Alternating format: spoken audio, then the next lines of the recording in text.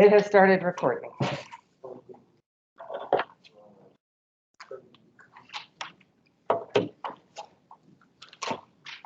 Okay. Good evening, everybody. Thank you for joining us. I'd like to call to order today's meeting of the Municipality of Anchorage Board of Building Regulation Examiners and Appeals. Ted, if you'd be so kind as to do a roll call for us. Certainly. Mr. Straight. Present. Mr. Fadine. Present. Mr. Cowling. Present. Mr. Boney. Present. Mr. McCann. Present. Mr. Soboleski and Mr. Feller and Mr. Loken have said they have out-of-town commitment, so they are not here. Mr. Field. Perhaps on mute. I Present. see. Present. There you go. Okay, you have a 6-member quorum. All right, and just to confirm, for the folks online, can you all wave or give me a thumbs up if you can hear adequately? 3, 4, 5. Okay, and now for staff. Staff, go ahead. Mr. Dole. Present remotely. Ross Noxinger. Mr. Noxinger. Present. Ms. Hellman. Present. Mr. Fosberg. Present. Mr. Dova. Present. And Mr. Calhoun. Present. That is staff. Next up is approval of the agenda. Can I get a motion to approve today's agenda? I'll move to approve with a suggested modification. Moved by Mr. Ferdine. Is that a second by Mr. Boney? Sure, second. All right, discussion. I'd like to amend the agenda to add underneath new business to make the first item of new business special recognitions. What was that? Special what? Recognitions. Thank you. Mr. Boney, do you agree as the second on this? No exceptions noted. Do you agree? You actually have to approve and disapprove things now. Yes. Thank you. All right, any other discussion on the agenda?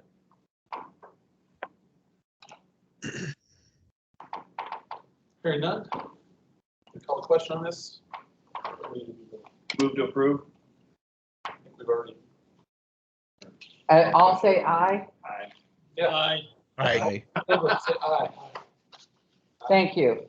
Any opposed? Hearing none, we have an agenda. Thank you very much.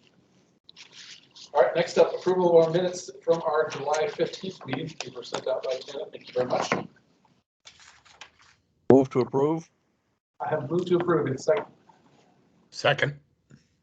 Mr. Field. Any discussion, comments, criticisms, or compliments on our minutes from July 15th? Hearing none, all those in favor to approve it, let's say aye. Aye. Aye. Any opposed? Hearing none, we're good to go. All right, next up, under new business, item A, we have a new item of special recognitions. I have been handed an envelope, which I shall read out. Titled Municipality of Anchorage, Alaska Proclamation. Whereas Royal Field was appointed to the Municipal Board of Building Regulation Examiners and Appeals by the Mayor Dan Sullivan on October 9th, 2012. And whereas during his term, he offered valuable information, advice, and counsel on matters pertaining to building codes and appeals, to include valuable perspective, insight, and common sense in 2 building code update cycles, as well as filling an essential administrative review role. And whereas he volunteered his personal time and effort for public service to advance the public's interest in safe building design and construction within the municipality of Anchorage. And whereas on October 14th, 2021, Royal Field has completed 9 years and 6 days on the board. And now, therefore, I, Dave Bronson, Mayor of the Municipality of Anchorage, recognize Royal Field and encourage all residents to honor and congratulate Royal for its commitment and dedicated service to the board and the residents of Anchorage. Signed, Mayor Dave Bronson. Thank you, Mr. Peters. Thank you. I have this in hard copy, and we'll leave it with staff for you to come by and pick up, or it will be sent to you. Thank you very much for your service. Thank you.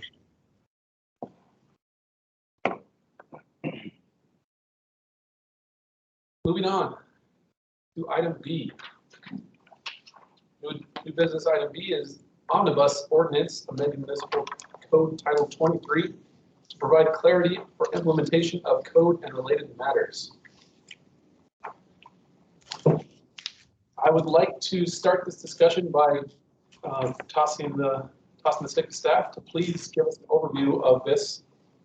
From my point of view, this was, from the board's point of view, we received this a week ago, and there's a lot in here that we've not previously discussed or seen. There's been some email traffic on it. I know there's been some additional information sent out today.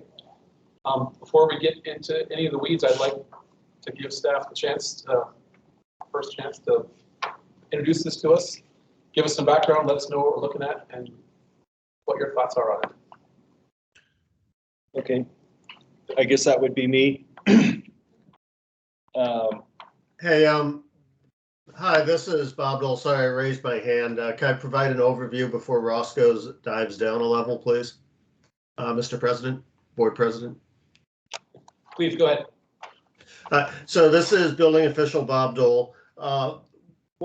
This document came about with the change of administration. Many ideas were brought forward to making building safety and permitting more efficient, more effective, and emphasis on getting rid of or reducing or changing things that were considered to be unnecessary. So what you see here is a compilation of ideas. In past times, we'd have compiled these, taken some to industry, then brought them to you, and then put these into an AO and AM. The practice of the current group going forward to make sure that we could keep moving along was they were all put into a AO and AM of these ideas, with the full recognition that many of them weren't going to survive full contact with the board recommendations or the industry. I see it as kind of a dim sum menu at this point. I think there's some good ideas in there, but we really want to just compile all the ideas that have been presented out there and utilize you all to start getting feedback on them before proceeding further. They were introduced to the Assembly and by motion of Assembly Member Weddleton, remanded to you all to discuss and provide feedback there. We've also had some other feedback from industry that I believe you've been provided. A letter from NSTAR came out earlier today. We got a letter from IAPMO, and if we did not close it, it's my bad, but we also received a letter from the state notifying us that they believe two provisions exceed the delegation of authority we have from the state, and that it would be a less stringent standard than the state. So I would not see those going forward, but staff is here for your questions. But I would emphasize this was put out there for proposals various folks had, and rather than assuming we knew all the answers, we wanted to reach out to you all as representatives of the building industry to make sure that we weren't missing something just from our perspective. Thank you, Chair. Through the chair to Mr. Dole. Yes, sir. I'd like to know which sections it was that the state referenced. This through the chair, Mr. Field, the areas they referenced were the section on student events and also the section removing GFCI requirements from ceilings. Because we're the state, like us, is a UPC jurisdiction, they did not feel that the air vents allowing those could be done without having a lower standard. And also because they don't have an amendment to the National Electrical Code, the GFCI plugs have to stay on ceilings in certain environments like garages. Thank you. And after this, I'll get together with Tana to send you that letter. I've been working out of the office this week. I'm a little discombobulated. My apologies. Thank you. Ross, would you like to take a minute? So would the board like me to go through this section by section? And I just, what kind of level of detail is the board anticipating, I guess is where I'm going with this. I would open it up for board input because honestly, I'm not sure. There's a lot in this. There's a lot to unpack. I don't know what level of detail is appropriate for this meeting. But I can take a shot at it, and if you want more detail, you can fire away. Maybe start with some broad strokes about half of this is administrative, half of it is technical. Or part of it is administrative, part technical. And it's all kind of mixed up, so probably in order not to miss anything, if I go through it linearly. Yeah, starting with section 1 through section 26. Thank you, Royal. Through the board. So section 1 is part of deleting the contractor licensing provisions of this ordinance, and section 1 is just deleting all the definitions, all the contractor definitions. Section 2 is also a component of deleting the contractor licensing provisions, and it's deleting a provision that allows us to enforce licensing requirements. If I may, Mr. Knopfler, I'd love to ask the question, why are we eliminating the licensing requirements? What is the background behind this request? What's the advantage of it? What's the advantage of it? I guess the advantage would be for certain contractors not to have to go through the trouble or the expense of obtaining a municipal license. I think in this most simplest form would be considered an advantage. A lot of these licenses are duplicate licenses that the state issues, but not all of them, but a lot of them. That's about all I can speak to that. I think others could probably speak to the disadvantages of that. You know, I probably wouldn't be an appropriate person to do that. Section 3 changes a threshold at which a permit's not required for the repair or replacement of exterior wall and roof coverings. So the threshold is being proposed to change from $5,000 to $10,000. So if you had I imagine a lot of houses could be re-roofed for under $10,000. So probably an effect of this one would be a permit would no longer be required to re-roof a lot of houses. Likewise, on V, the threshold for repair or replacement of gypsum wallboard and ceiling finish materials, the threshold is again changing from $5,000 to $10,000, or proposed to change. Section 4. On section 3, we'll be eliminating, we're just going to raise the dollar amount. You know, a lot of those being re-roofed with $5,000, no inspections. Yeah, basically, yeah. So the purpose of getting a permit is to get an inspection. That's correct. Correct. So, yeah, so what we're saying is you could re-roof the majority of houses in Anchorage without an inspection if this were to go through. That's what we're discussing. Yes. Please sign in over there. Yes. Obviously, all the stuff is open for board discussion tonight. Are Yeah. we going to go section by section? You know, I can kind of give you just a brief on everything, and then the board could come back and hit it section by section, however you guys want to do Let's it. do that. I think we can get stuck up on any of these individual items for a while. That's true. Let's get a full overview, then dive in. Okay. Section number 4 is a new amendment to not require a permit for the replacement of light fixture, for the replacement of a light fixture with an LED light fixture in the same location that's not involving the extension of wiring. Okay. Reason being is the load's going to be reduced if you go from any type of fixture to an LED. Section 5 temporary structures. Right now, the code limits temporary structures to group A, B, M, and U occupancy. By deleting that provision, a temporary structure is not going to be limited to those occupancies. A group A occupancy is an assembly, a group B is a business, group M is mercantile, and group U is kind of a, that would be more of like a tool shed or something.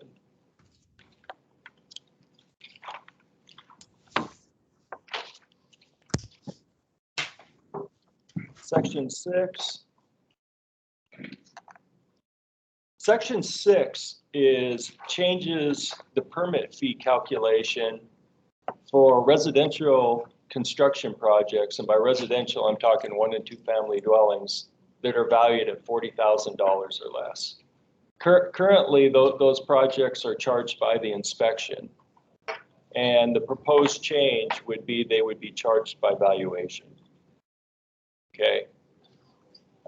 We did a rough calculation, and we estimate somewhere around a $20,000 loss of revenue to the annual loss of revenue to the department if that were to change based on current work volume that's going through the system, current permit volume. Right now. Right now, yeah, like we ran the numbers on 2017 and 2018, really. So we're actually doing a little bit less volume right now than we were doing in 2017 and 2018. And we picked those years because the data was readily available to us without, yeah. Section 7, on this last code cycle where we updated the building codes and it went through on October 27th, 2020, a provision was added that allows the building official to audit up to 8% of the reviews that are done by private sector plan reviewers. This only applies to 1- and 2-family construction. 1- and 2-family construction doesn't necessarily have to be reviewed by the municipality of Anchorage plan reviewers. You can choose to hire your own plan reviewer to review your drawings, right? And so we put a provision in that we could audit up to 8% of those projects in order to keep a level playing field out there, basically, and head off problems. Section number 8. Section number 8 and 9, the language was amended to make it more flexible to extend plan reviews and to extend permits, to make it more flexible for the building official to grant extensions of plan reviews and permits without getting into the details. Plan reviews and permits expire if no action's been taken after a certain amount of time. Section 10. Section 10 is again another component of changing the calculus for residential projects valued at $40,000 or less. Section 11 is throwing out the licensing.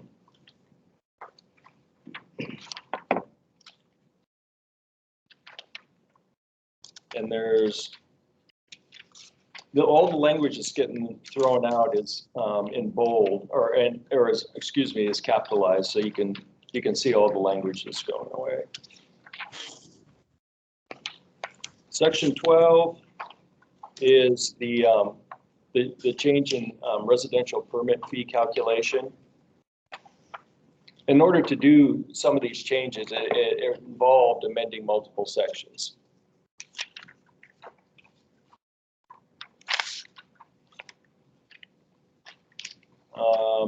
Section 13 is another component of getting rid of the licensing requirements. Section 14, somehow on-site certification fees for excavator, well driller, and we also certify equipment. Somehow those fees dropped out of code. I think it actually happened on a fee ordinance prior to the last code adoption. But it was an accident, it wasn't intentional. So currently right now we have no fee for the time it takes us to certify excavators, well drillers, and installers. So we're proposing to put these fees back into code, but they've been drastically reduced, as is mentioned in the AM.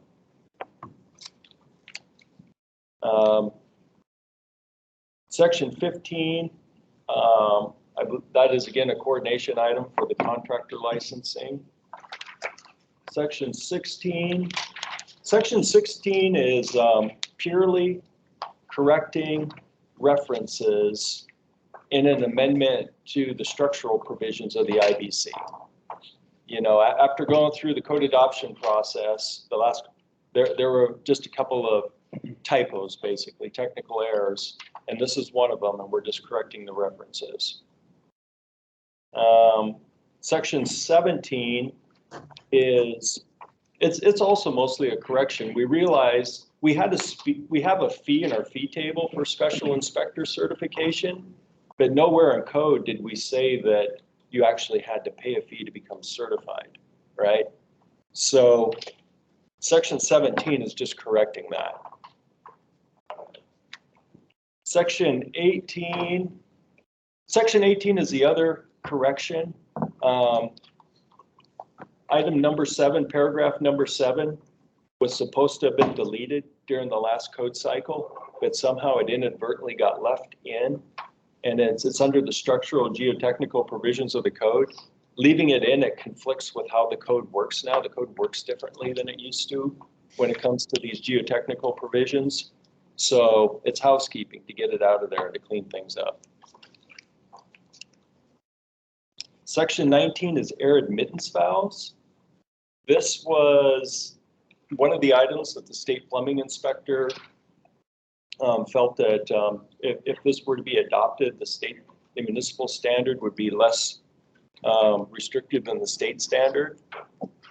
And I can go into an explanation of air admittance valves if people want to know what they are and how they work. And I think that'd be valuable when we get into the weeds. okay. Can you give the architect a two paragraph synopsis, please?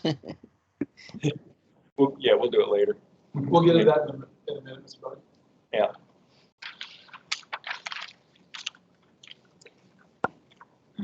Section 20.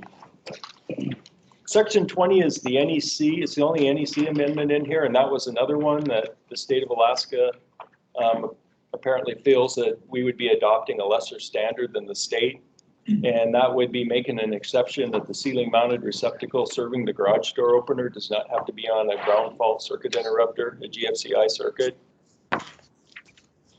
Section 21, that is a fire code change to 23 having to do with driveways. And I believe it's coordinated with sections 22 and 23, where basically the fire marshal is becoming more flexible on driveway slope, allowing it to go from 10% to 12%.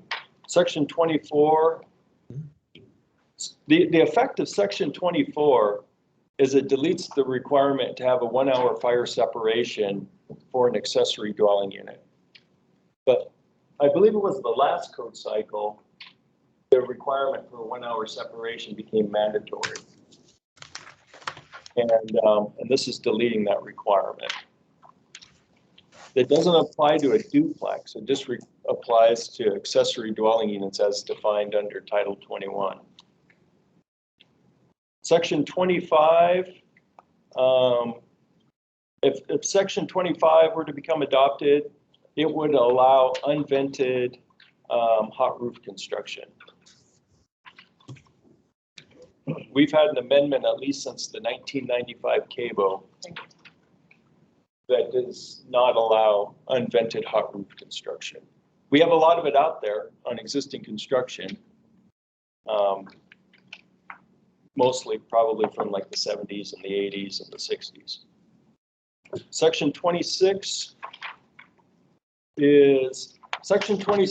deletes the requirement for sound attenuation between a dwelling unit and the accessory dwelling unit.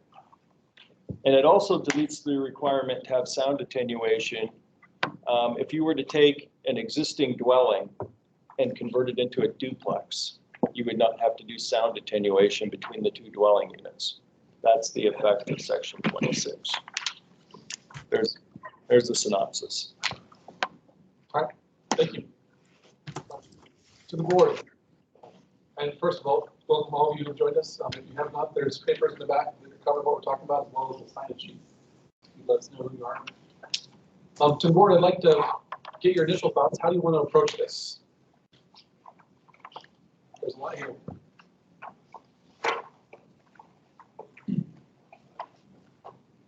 Go ahead. Sure.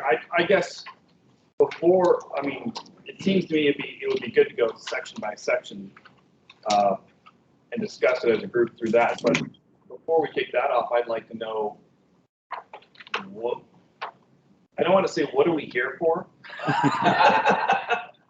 but so this was referred to us from the assembly.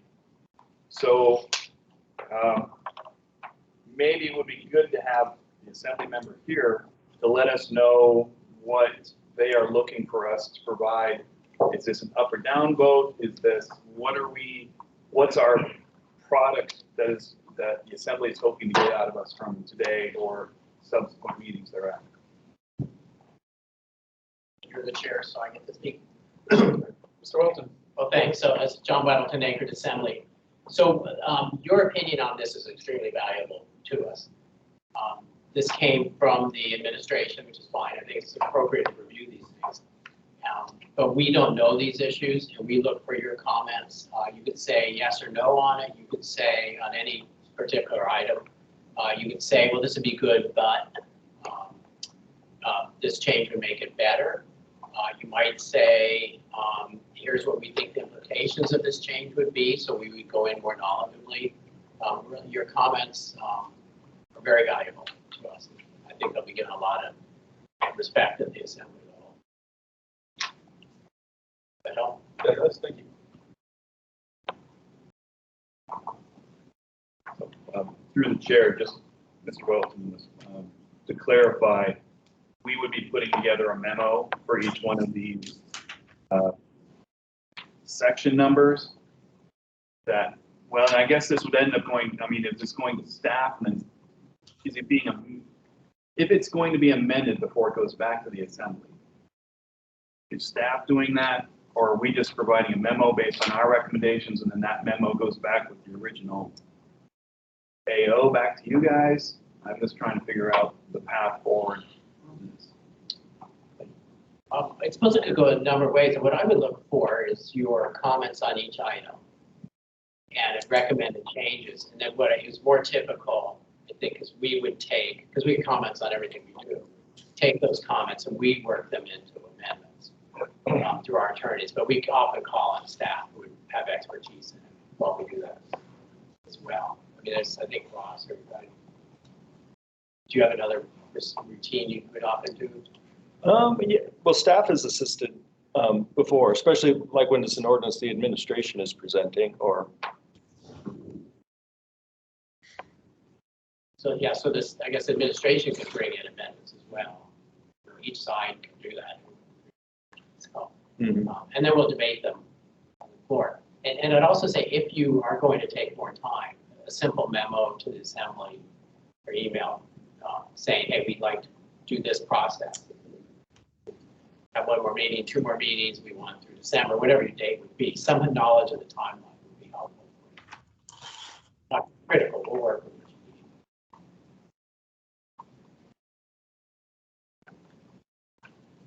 All right, thank you. Other thoughts from the board? Mr. Bodie? I kind of understand that some of these are being brought forward by the building department to kind of clean up some of the language in here, and some of these are being brought forth by industry. Is that a true statement? Through the chair. There's like 2 items in here that are just, or there's 3 items in here that are just correcting technicalities basically from staff. And I would have to say the rest comes from elsewhere. And as I understand it, those three are, I got them written down here.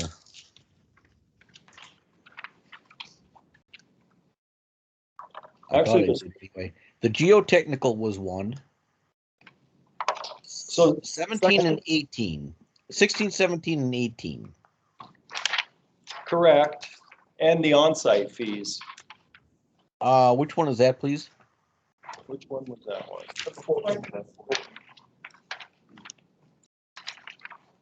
Yes, 14. And 14. Thank you. So through the chair, I have a question. I'm not sure who's best to answer it. The only one I have a question on is section 8.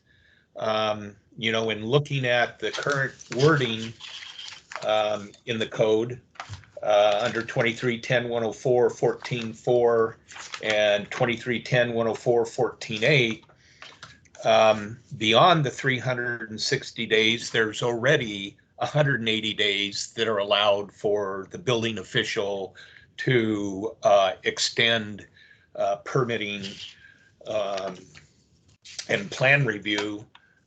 Can anybody tell me why it's necessary or needed to go beyond a year and a half? Seems to me if a project hasn't done anything in a year and a half, then something's wrong and maybe it shouldn't go through. So I just wondering if that came from anybody that can explain their logic behind it. Not in this room. Okay. This is, through the chair, Bob Dole, building official. I believe this came about because we did have applications where people sought to extend into that range, and I denied them based on the clean language there. They felt given the issues of the industry with COVID and labor shortages and other things, that there was no means to deal with exceptional circumstances such as we've had in the last couple of years. I believe that's what triggered this request. Yeah, maybe exceptional circumstances needs to be put in there too, because it just kind of seems like it leaves it open for things that aren't necessary by deleting all that wording. Thank you. If I may, I kind of propose that we just kind of have a real short discussion of these things item by item and kind of lay some stuff out, and then we may be able to say as a group that you know, we've got some yeses, we've got some nos, and we got some more that we need some more discussion on. Whether we need more time or not is to be determined.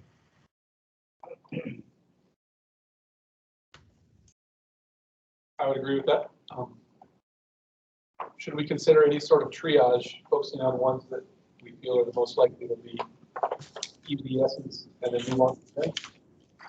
Well, I'd be willing to take off 14, 16, 17, 18 as definite yeses, as those are as needed by the building department, and I think they've adequately demonstrated through the packet that those are needed.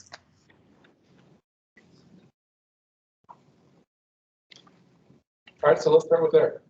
Any other comments from the board on items 14, 16, 17, and 18? We have clear yes.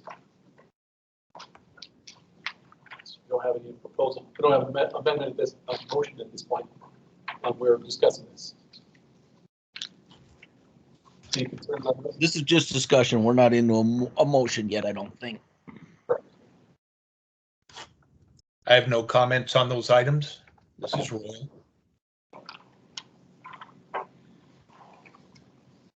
All right, hearing no comments, it sounds like we have progress. All right, should we dive then into item number 1, section 1, which covers many of the additional sections, but on contractor licensing. I will fully admit, I do not have any background knowledge on this topic because my contractors don't get into this. Would somebody on the board, Carrie, give an opinion on this? Give some thoughts about, help educate me as to why this is an important issue. Through the chair, this is Royal. I don't think it is an important issue, and I disagree with section 1.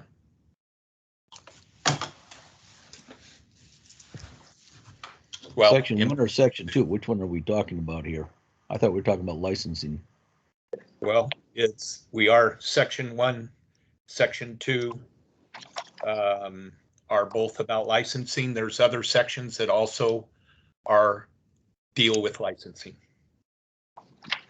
Royal, when you say you disagree, or do you mean that you agree with deleting it, or you don't agree about deleting it?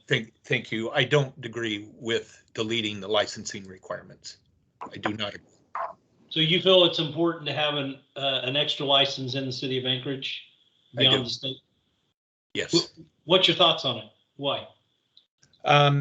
Because I think that maybe not everybody, they may or may not have, but I also think a state license, I mean, I don't know, I guess you can have that proved out, but I know that the municipality of Anchorage also kind of tracks these contractors, and I don't know that people coming in from other locations within the state, having not worked in Anchorage before, I don't think that they necessarily understand the same requirements that the people that are contracted and actually work in the municipality of Anchorage have. I think they would have to get that license, and they would have to understand all of the amendments to the codes that we put forth.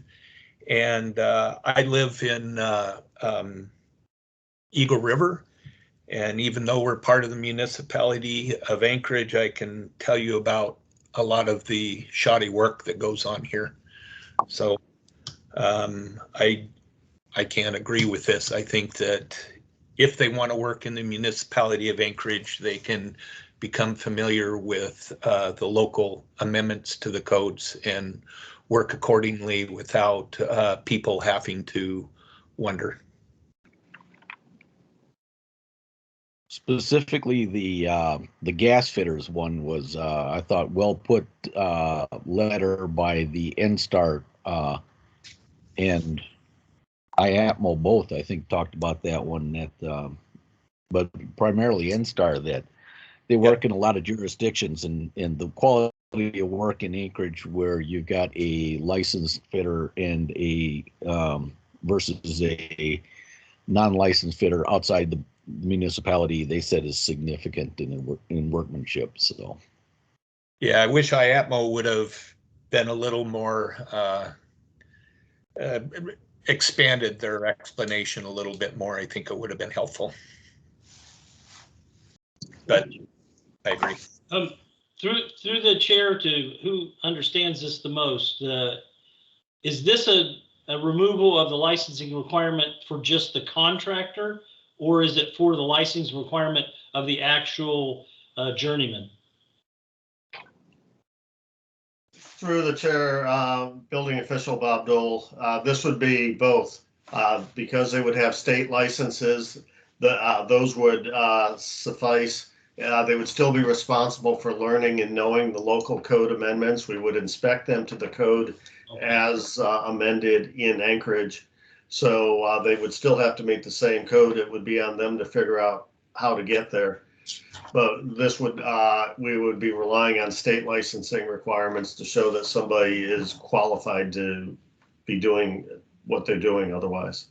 Is there any of the licensing that we're eliminating that is not covered by the state? Is there like telecommunication or some sort of seismic or mechanical? Is there anything that any particular trade that's not covered by the state that currently the city requires more than the state?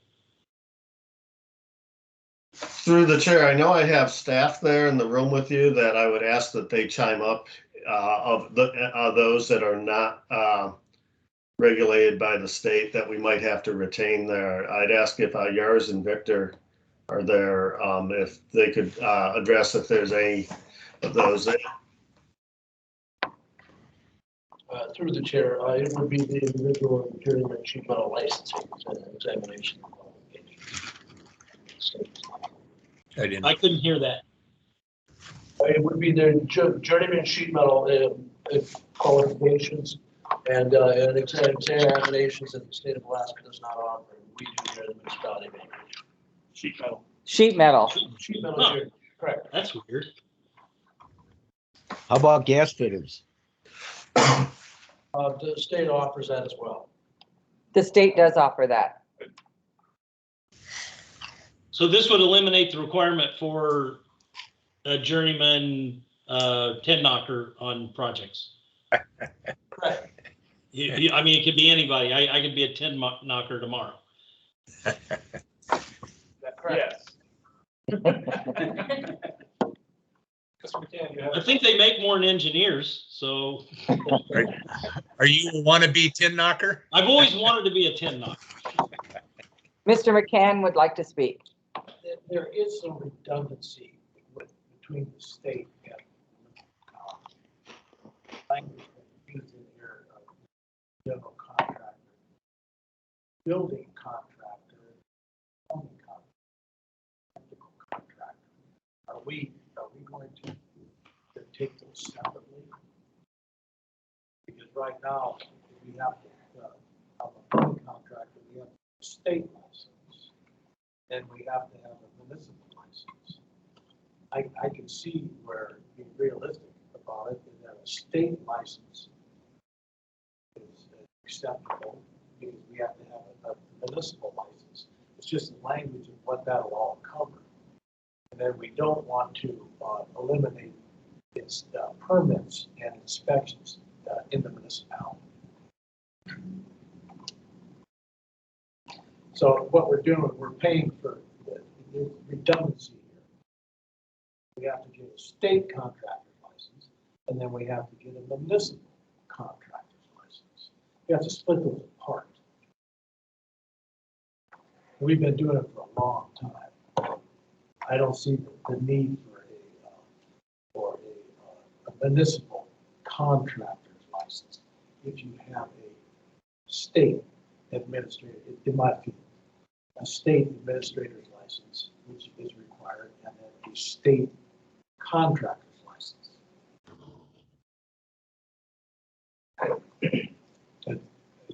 Is everybody following this? So if I understand you right, you would support eliminating The municipality contractor. Because there's a redundancy there. And it's long. Yes, Yars can speak to this too. Through the chair, our contractor licensing and individual licensing here in the municipality of Anchorage are primarily developed on local amendments. And that is what we test our individuals on. So the state of Alaska does not have any local climatic amendments. As I mentioned, 70% of our examinations are developed based on our local amendments that were developed by our local committees here. Through the chair, this is Mr. Field. What is a typical contractor license? I mean, get even a range or something. I can't imagine it's dramatic. Through the chair, it's $400. Okay, well, that resolves it for me. Here, would that help you? Through the chair. So you have to pay $800 just to have one license. Okay, if you have to pay the municipality, then you have to pay the state. And then you have to pay a journeyman's state license and a journeyman state plumbing license and a municipal plumbing license. There's so much redundancy. I hope I'm explaining this correctly. We don't need the chart don't work in the state of Alaska. in the state. It's not, you still have to have the requirements here in the municipality and the testing and everything. Even the testing, I believe, correct me if I'm wrong, is based on the same in the UPC as the municipality. So why should we have to pay for two licenses, the state and the municipality? All right, thank you, Mr. McCann. I believe Seth had another clarification. I just was hoping someone could clarify, because electrically, when you say license, which contractor license are you referring to? Because electrical contractor doesn't have to pay $400. So, so Tana sent out an email last week when I asked about what licenses we're talking about. Tana sent a web link out that went to the contractor's webpage, and that has licenses for both the contractor, but then also the actual technician, the plumber, the sheet metal worker itself. So you have a worker's license, and then you have a contractor license. And correct me if I'm wrong, based on that website, the trades that are covered by this is plumber, and then all the plumber contractor, and then all of the trades below, the journeyman, apprentice, trainee plumbers. They have their individual cost, and they also have their cost of their exams. Then also you have sheet metal contractor, and then sheet metal foreman, sheet metal apprentice, and the sheet metal, I think there's the new guy on the block one who doesn't have anything yet. Proper verbiage. So they have theirs, and there's also gas fitter. So you have a plumber and a gas fitter. Gas fitter contractor, gas fitter journeyman, apprentice, and trainee. And I think, is it just mechanical is the only ones who have the exams? Correct. Through the chair, there's no electrical exam. We use only the state licensing. So what's confusing to me is there's a lot of deletion. The first time I saw this document was last week about the electrical. So I'm just making clear it's the same. The electrical, there is deletion of definitions of electrical journeyman, and not that I directly relate to that, but your code compliance officers refer to that when they go and find an unlicensed person doing work, whether they're electrical, plumbing, mechanical, or not. As far as I see, this wipes this out, so I don't know how they are able to go and enforce if we don't have a definition of what an electrical journeyman is anymore. Just as one point, because I have not vetted this at all. Through the chair, that was one comment. I do believe this was a very blunt object, that even if we do have the state licenses, we just, as part of this ordinance, eliminated staff's ability to even enforce state licenses within the municipality of Anchorage. Because that verbiage is also deleted in this ordinance, is being able to enforce any license. Through the chair, I do think there's holes here. I do know in the actual electrical amendments, we have the right to see the license of a journeyman, right? To require him to do it. We actually have it. So the problem is I see it works right now how it is, and I'm not sure what effect this has structurally to everything involved, because electrically, we do rely solely on the state license, clearly. And whereas the plumbing mechanics have a testing, they vetted them for amendments. I can tell you from my experience, we spend an inordinate amount of time educating electrical journeymen that do not work in this city regularly, which is not spent by my counterparts on the, in plumbing and mechanical, because they've been vetted to some degree on what the amendments.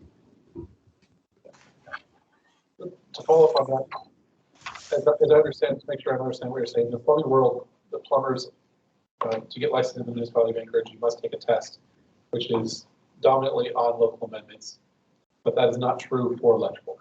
Electrical was never established. There was not, my understanding of the history of it, because this has been in place since when I came here over 20 years ago. Electrically, we've always relied on the state license that came into effect in the 90s. And so they have to be licensed. That's the minimum standard that we still enforce and can enforce, and code compliance enforces through the definitions when they catch someone that's not doing work as a licensed individual. But we do not educate other than our staff time. We do not, have a specific community license for an electrician, if that's the question. So the electrical license that's being discussed here? Not for the tradesmen, no. I believe they have to have an electrical contractor's license with the municipality to work, but there's nothing that requires them to take another test to be an electrical contractor. So they have to prove that, come in and get licensed, that just proves that they have that. So that's why I was saying the amounts I don't mesh up, to my understanding. If that was clear. That's clear from what I made. Yeah. Well, and again, I don't think this was fully all the ramifications of the deletions of where they're going, what the effects would be. Mr. Kelly? Oh, Dole. Mr. Dole. Somebody with Through the chair, the intent on this section was to retain the authority of staff to enforce against a lack of state licensing, so that an individual without the requisite state license, we could still pursue an enforcement action against for work inside the jurisdiction. From the commentary here, I can see we need to rework that approach to get that through, to make it clear what we were attempting. Thank you. quick question, Tyler. Are we getting comments in chat? No, it's recording our verbiage. Is there a chat window up? At some point, something popped up and then disappeared. Chat's on the side. The chat's on the side and it's recording every word we say. Is anybody in Teams typing in a chat window? No. No. I would like to speak to the chair. This is Don Hickel. I'm the chief structural inspector and the head of code abatement. And just for licensing, just to throw a few stats out there so everybody is kind of on the same page. We ran the numbers for the last 5 years for notices of license violation that were issued by the code abatement officers. It was a little over 200. It's averaging about 40 cases a year of unlicensed contractors performing work within Anchorage and or contractors working outside their license for what they're approved for. So just want to throw that out there that we do catch them and people are doing it. Their handyman license are about the worst, and I just wanted to let you know. A follow-up question, Mr. Hickel. Do you happen to know of those approximately 200 cases, how many had a state license but not a municipality license? Is that a common thing? Some just were missing the municipality license. Those I'd say 90% of those people that had no idea they needed a municipal license. So they came down and got it within the next day or so. Some people had no license. The majority of them that we catch have no license. They have no bonding. They have no insurance, or they have their owner operator, no employees, and they've got 6 guys on the job. And the homeowner pulled the permit and somebody gets hurt. That's the bottom line. The licensing is to protect the homeowners. It's not to protect the permittee. It's rampant out there with these unlicensed contractors coming into Anchorage, and they have the homeowner pull the permit. They do the work. They get no inspections. Tell the homeowner they got the inspections, and out the door they go, and they got the cash, and the homeowner's stuck. So the licensing requirement that's checked by our permit staff is extremely important before a permit goes out the door. Thank you, Mr. Hickel. Thank you. Mr. Freed. I got a couple questions for staff. Again, trying to do research on what the implications are of these sections. So there's the one section that did have the plumbers, sheet metal, and gas fitters section. Are any other, and I thought I saw electrical and I thought I saw general contractor, just from a contractor standpoint, what all disciplines are actually have to pay for a contractor license in the municipality of Anchorage to do work in Anchorage?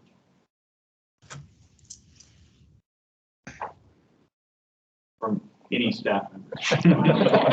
Don't speak all Through the chair, just real quick, I know that, that we, our plumbing contractors are required to have a contractor's license, and our food mechanical contractors, and those are the ones that Mr. McCann touched on. And then, of course, as follows, then there would be the individual disciplines, whether, plumbing and sheet metal and gas fitter, and then gas utility. So general contractors don't have to spend for a contract. No, Electrical don't. excuse me, the general contractors I can't speak on. Speaking of just plumbing and mechanical. That's what I'm Through trying the chair. if we're the only ones that are hitting on this. Through the chair, this is Don Hickle. I would suggest that Sandra Ovitt address those questions. She's the head of licensing. Okay, can you hear me? 1 second, Mr. Knopfsinger has a comment. Yeah, so you can see in the language that's being deleted on page 10, paragraph B, contractor required, all work regulated by this code shall be administered by contractors licensed by the state of Alaska and the municipality of Anchorage in the relevant trade. Basically, any type of work that a contractor's doing is regulated, but they have to have both a state and a muni license. And that's the redundancy that Mr. McCann's talking about. Through the chair, I thought I was going to have to clear that up.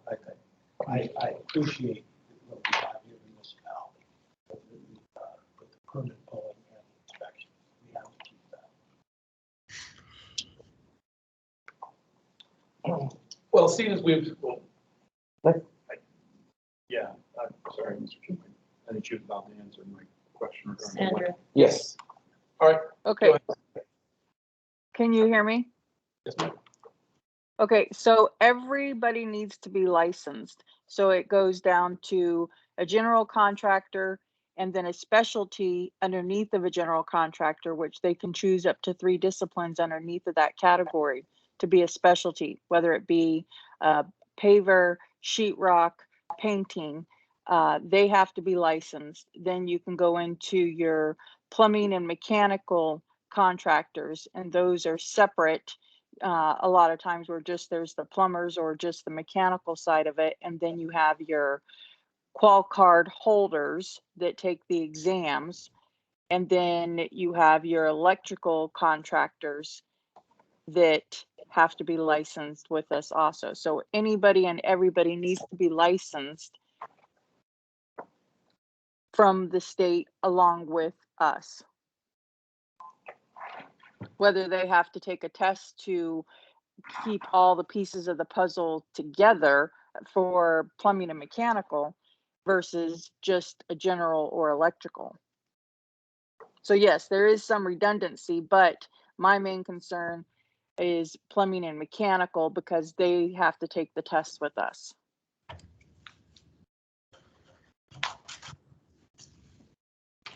Chair, can you expand on what, so we know from the website and Mr. McCann, plumbing contractor's license is $400, gas fitter contractor license $400, sheet metal contractor license is $400. Could you tell us what the cost of a contractor's license is for the municipality of Anchorage, or the general and the electrical and any of the others? So the company is $400, and that's for a 2-year license. So basically $200 for each year. Across the board? Yes, a general or a specialty or mechanical or a plumber, or an electrical. The company itself is $400 for 2 years. Now, a call card holder, a contractor is $400, and the journeyman, I don't have the paperwork right in front of me. Look for section 13. Look at section 13. That has a license and testing fees table.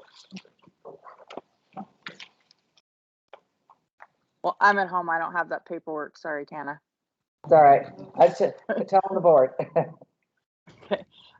So the plumbers need to be licensed and the trainees need to be licensed.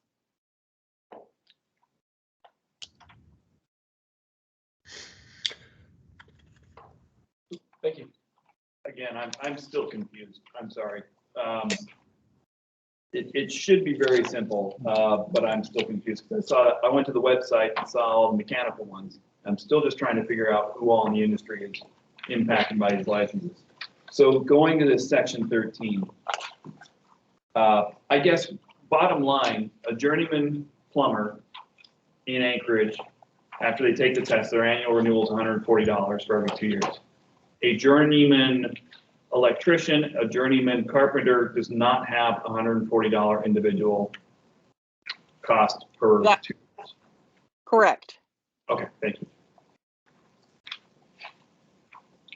Through the chair.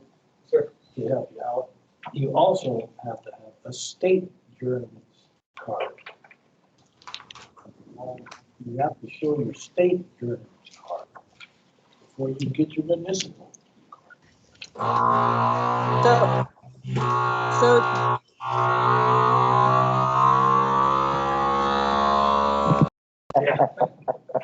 Okay.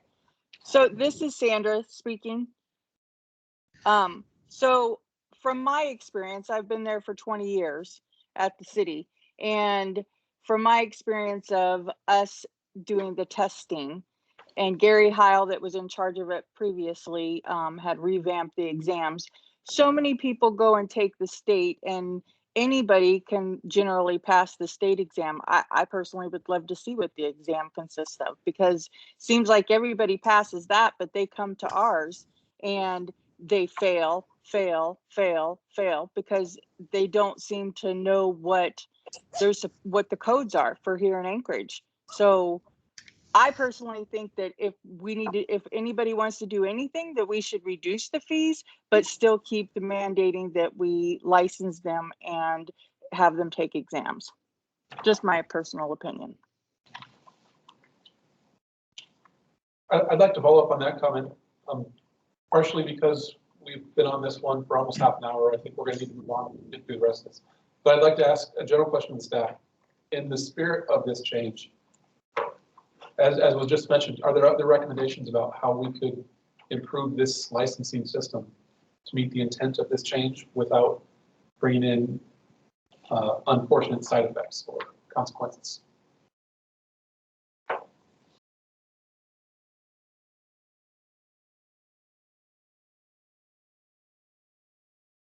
Any thoughts from the board? I'll just ask, is the driver the cost or the driver the license? Because if we're getting this from industry, from Mr. as Mr. McMahon noted, McCann, sorry. I apologize. Not enough caffeine this afternoon. I mean, if the cost is the primary driver on this, and I get that, and I guess I have one other side question on that is as a gas fitter, you have to pay $400 as a gas fitter contractor and $400 as a plumber? Or is that just kind of, because I don't see anything in here that says like, okay, if you're a plumber, you only have to pay the fee once. Is she still on there? Yeah. Okay.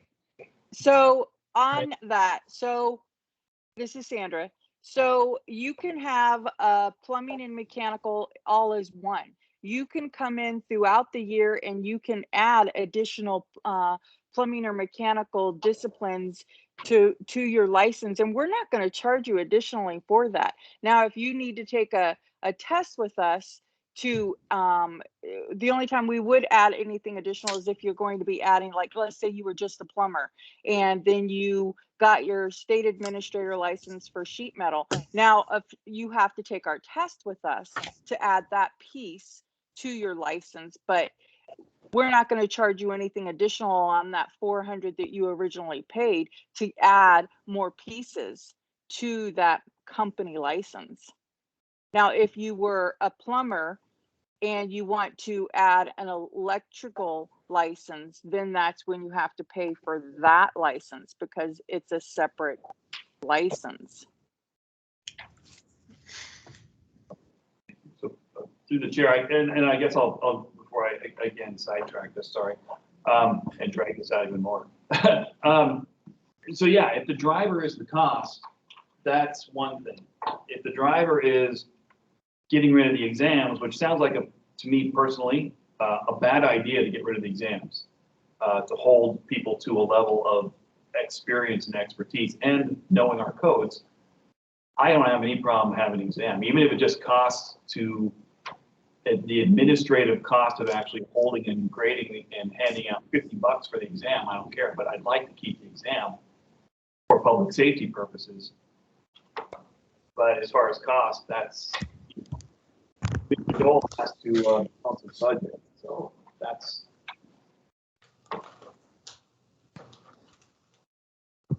Through the chair. I'd like to get a comment from the public since you've come here tonight on this. Yeah, I'm not sure how this process works here, but I'm Eric Visser, owner of Visser Construction. I'm a general contractor here in Anchorage. I'm also the president for Anchorage Home Builders Association. And I think from the majority of the feedback that we've gotten from industry right now, these code changes relating to deleting licensing, most of everybody that we talk to is supportive of this, primarily because we look at it as, what value is the municipality providing by charging contractors, general contractors specifically, the $400 to actually get the license, right? Because we specifically as general contractors don't have any additional testing. We don't have any additional continuing education requirements from the municipality specifically. All that stuff is regulated by the state. So taking away the plumbing and mechanical contractor fees where there actually is testing requirements where you guys do create another level of certification to operate within the municipality. Everything else is pretty much just redundancy, right? It's just filling out a piece of paper. It's writing out the check saying, we're just here, here's our $400 so that we can do work in the city of Anchorage. There's no additional education requirements or anything like that. So from an industry's perspective, the majority of these licensing requirements, deleting them, were just from, most of our perspectives, it is pretty much just redundant. There's no value added by paying this extra money or, learning anything additional. So that's our perspective. And I just wanted to throw that out there. Thank you very much. Through the chair, if I may. Yes, go ahead. I think this is one of these things that the purpose of it has been lost over time. And I think what's going on here is us as municipal employees, regulators, we do not enforce state requirements. We only enforce requirements that are adopted through municipal code. So in order for us to enforce licensing requirements, contractor licensing requirements, they had to be added to municipal code. And in order to cover the cost of enforcing licensing requirements, fees were assigned to licenses. And on the surface, it is redundant, but that's, I think, why we're at where we're at today. And so the question would be would there be a mechanism where we could put enough into municipal code that allowed us to enforce contractor licensing requirements to ensure that, we get a good solid contracted work being done here in Anchorage without being overly burdensome to the contractors. Ross, I'm impressed. All right, well, I'd like to take a point of consideration amongst the board and ask you guys, do we want to continue discussing this topic? I don't feel that we've gotten through this. I don't think we can answer it today. Do we want to continue this discussion? Do we want to amend this section to further discussion at a later date and move on? Thoughts from the board? Can I, a motion to table this until a later date? When we have more information? Good question. Do we want to do individual motions by section? Do we want to?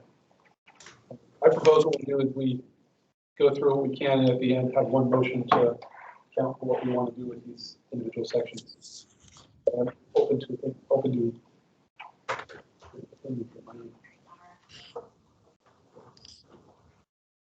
Through the chair, this is Royal. There are multiple sections in here dealing with contractor licensing. There's section 1, section 2, section 11, section 13, and section 15. So it's just not this one item, and we've spent 45 minutes on it, and I don't know what we've accomplished, but we have a lot to go through here. And so I don't know if these other sections are identical to this, and it's just other parts of the code that that mention licensing, and that's why these other sections are also included. I'd like to propose that we just move on to section 3 and start moving our way through a little bit, see if we can knock out some of these, because this one is obviously a big deal, and it's going to take us a while to get through it. And I don't want to get stymied on, some of the low-hanging fruit with this big one on the table.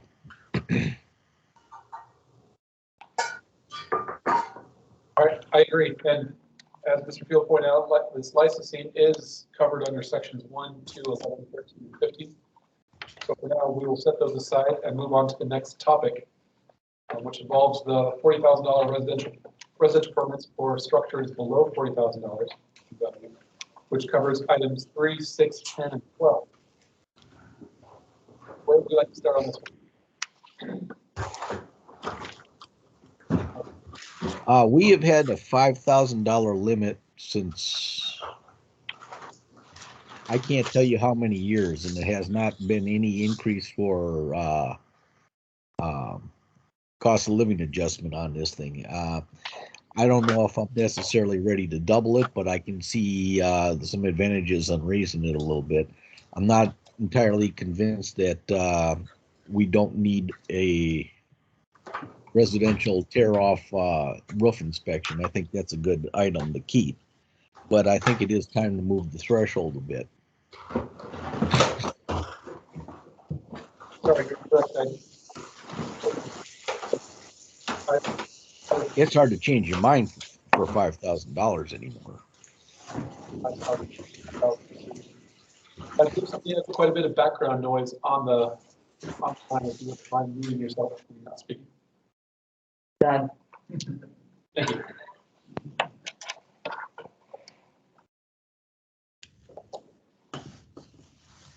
Other thoughts from the board? This is Eric, through the chair. Adjusting for a doubling, I think it's pretty easy to make the argument for. I bought a house when I moved to Anchorage, and I sold it 7 years later. It doubled in value. So I don't think that's too big a stretch that this doubling of 5,000 to 10,000.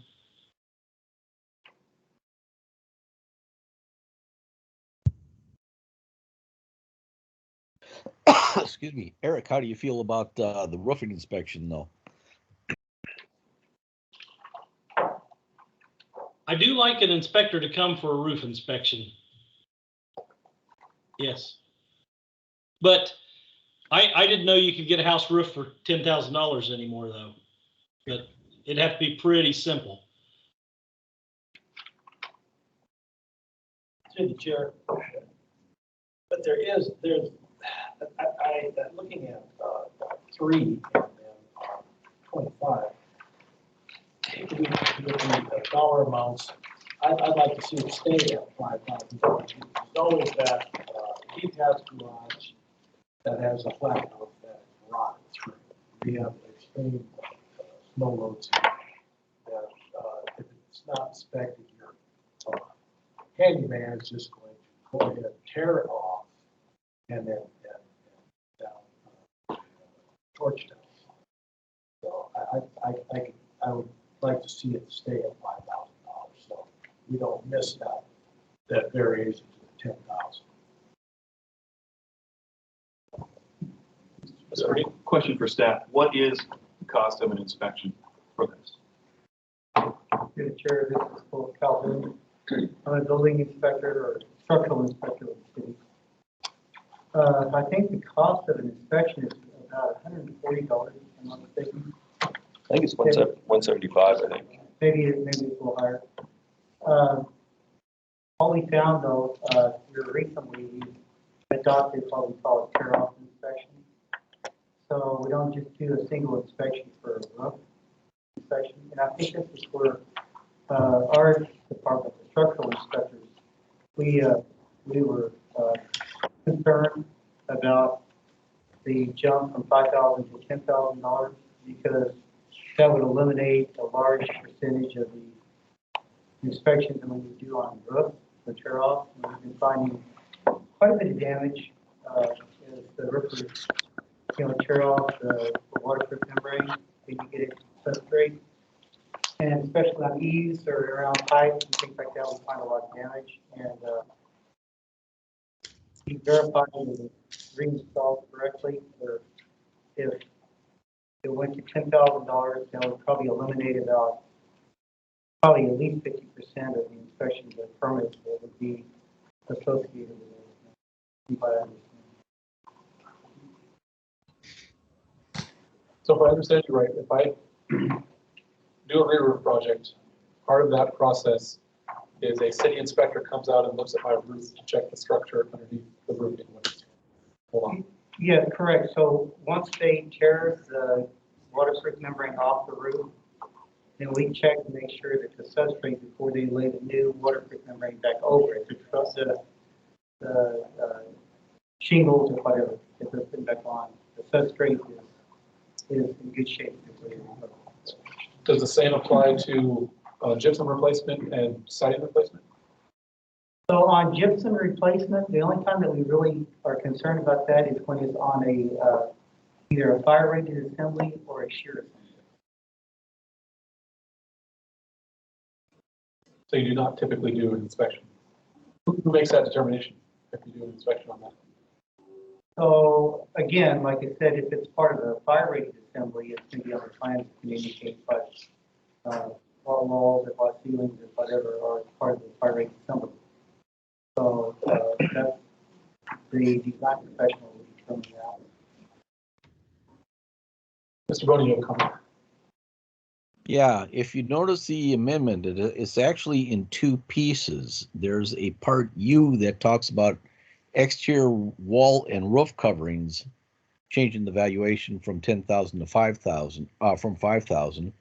And then the second part, V, is gypsum board and ceiling finishes, changing it to 10,000 from 5,000.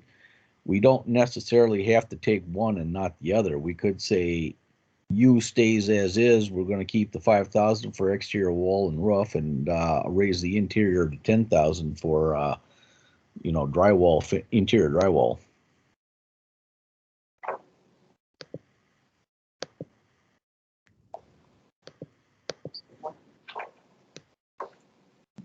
Thoughts?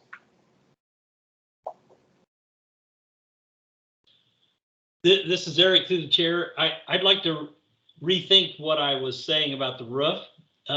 It just hit me that a year ago, I have a house in Tucson that there's virtually no inspections down there. The roof had been replaced, and then one of those monsoons came through and it ripped the roof right off. So I bet you if they had an inspection process and maybe paid a little fee and had an inspector run out, it may not have blown off and caused $50,000 damage inside the house. So I think that is probably a pretty good idea for roofs and the structural, and because I watched them replace it, and there wasn't any inspection, and I just closed my eyes and they just covered it up again, and it looked like a mess. So I think it's a good idea. Keep it to where they're getting inspected for those roofs. Seems like something I would agree with. Through the chair, this is Don Hickle. Policy AG 50 was adopted by the city in 2020. Re-roof inspections are free to the contractor. We perform them 5 to 10 daily. We do them through a video inspection through FaceTime. And if there is significant rot, the inspector visits the site physically. If it goes from a re-roof to an alteration permit, or if they need engineering, we go and make that change. And it's been a seamless process. And a lot of these hot roofs that we've come across, the roofing community has, instead of gotten a re-roof permit, they know they get an alteration permit. We perform the insulation inspection, the repair of the rafters, and we get these roofs back up to shape so they're no longer hot roofs. And it's been seamless from, it was a little rocky at the beginning, but right now all the roofing contractors are on board and we look at every roof in Anchorage.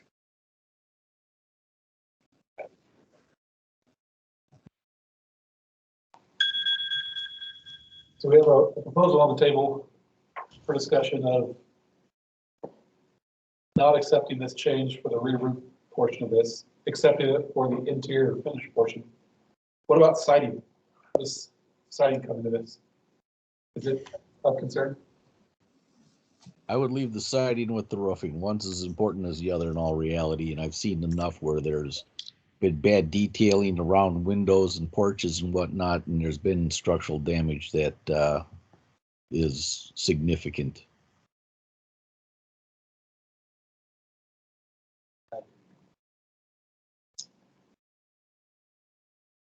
All right, any further comments on this? Any further discussion?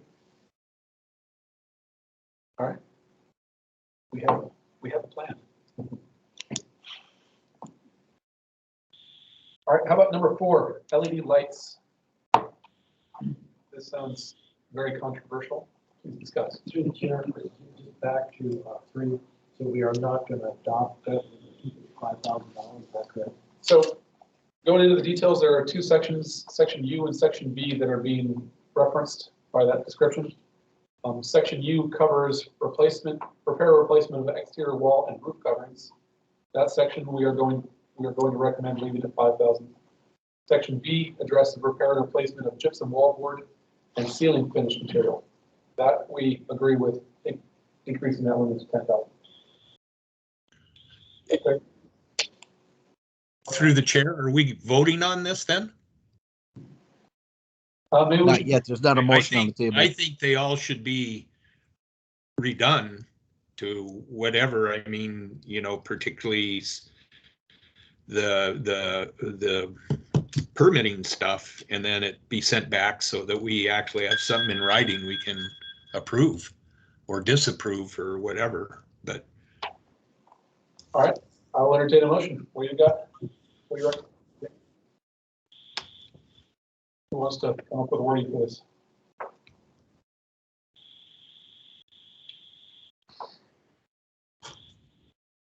Not all at once. I'm still in discussion, so I'm not ready to make a motion through accept or decline anything just yet. But if we want to make some little ones along the way to prepare ourselves that at the end we can say yay or nay to a larger document that comes back to us, that's something acceptable to me. Mr. Hardy? Maybe if we can get a volunteer for each section to write up proposed, like if, for instance, in this situation where we're recommending 10, leaving roofing walls at 5 and raising the other one to 10, if there is somebody who volunteers to write up a recommendation and the reasoning why based on our discussions here today, then we can compile that all into one big document for everyone to review, because that's basically going to be the document we send back to the assembly with our recommendations. I think this would be a good point to have the discussion. Do we want to piecemeal this out? There are some parts that For example, the corrective actions we talked about right up front, those we're all on board with. Is there benefit in sending part of this ahead with our approval and keeping the rest under discussion?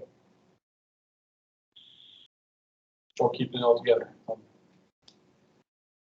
As our resident expert, Mr. Weldon, do you have any thoughts on this? Sorry, I was typing into a committee council there, letting them know I'm here.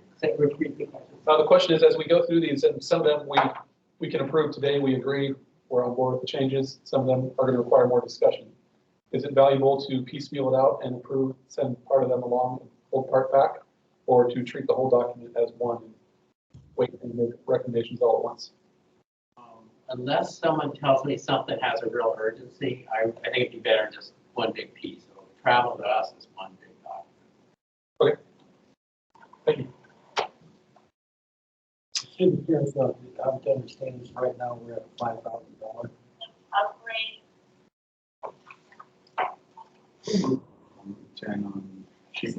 As it stands today, if you have a project over $5,000,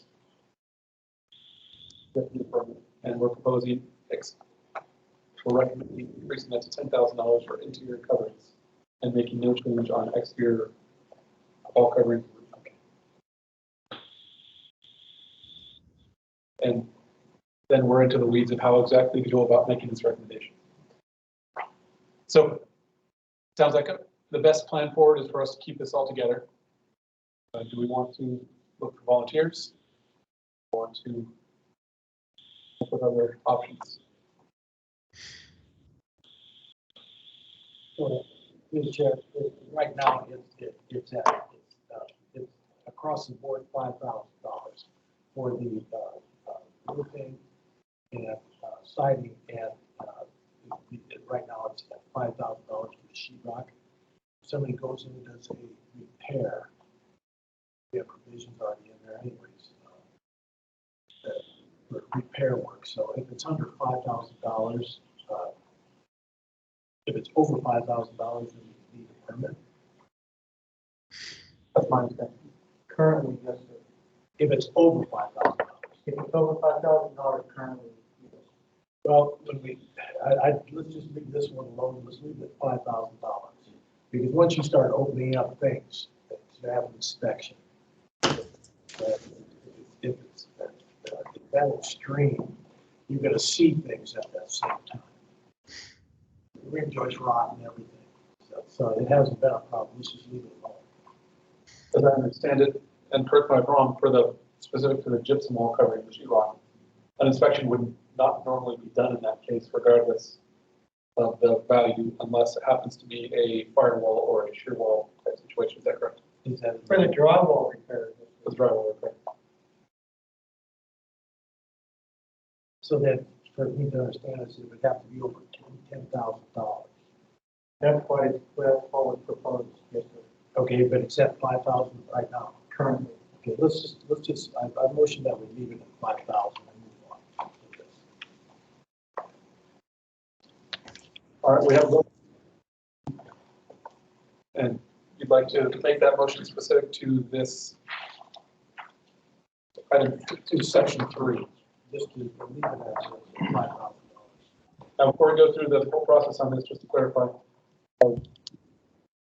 right now, as you put a motion on the table for one of these specific items, if we follow through on this, we'll be making many individual motions and going through the process on each one. This will set the stage that we have to do it on each one. So before we go through this, do we want to follow that through, or do we want to have an informal discussion all the way to the end, document it, and then make one overarching motion for a recommendation that covers it all?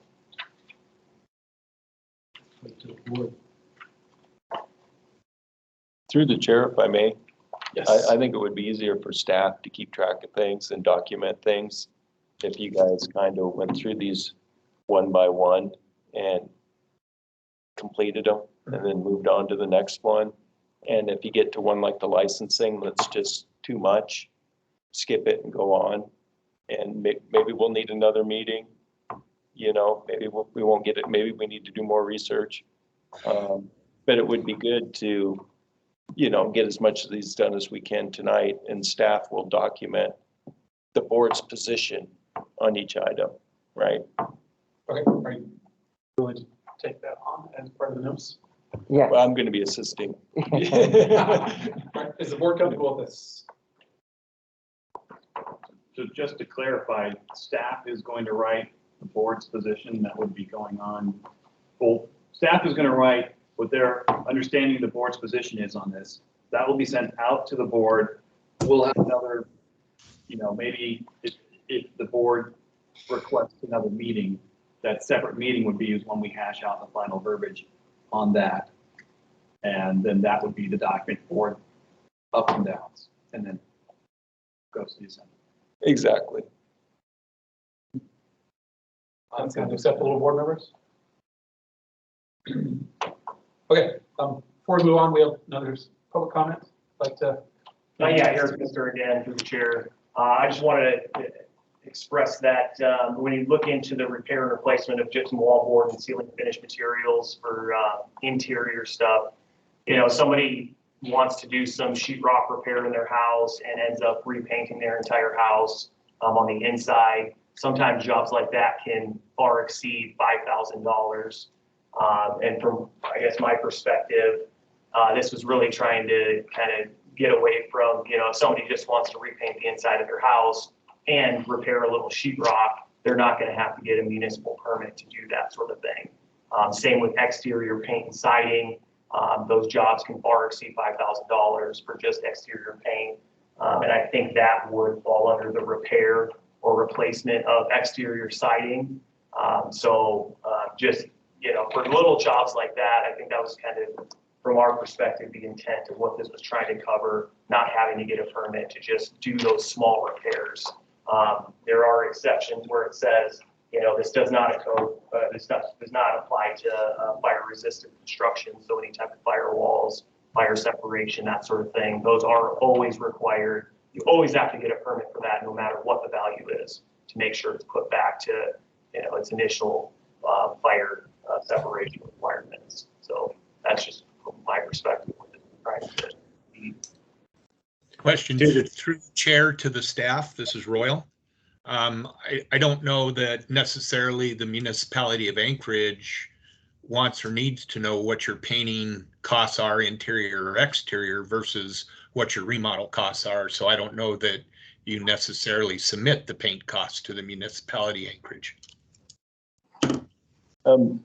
Through the chair, that's correct, Royal. What we're not seeing here is all the exemptions that don't require a building permit, and painting does not require a permit, period. So we would not require that they include the cost of the painting. Like if you're got a $10,000 paint job and you got to replace a little bit of siding, that would not trigger a permit. Thank you. So reading through this U and V, rather than amending the dollar amounts, should this instead be amending the verbiage for the total cost of repair? That be, in both those paragraphs, be defined of where the total cost of repair or replacement specific to the exterior wall and roof coverings.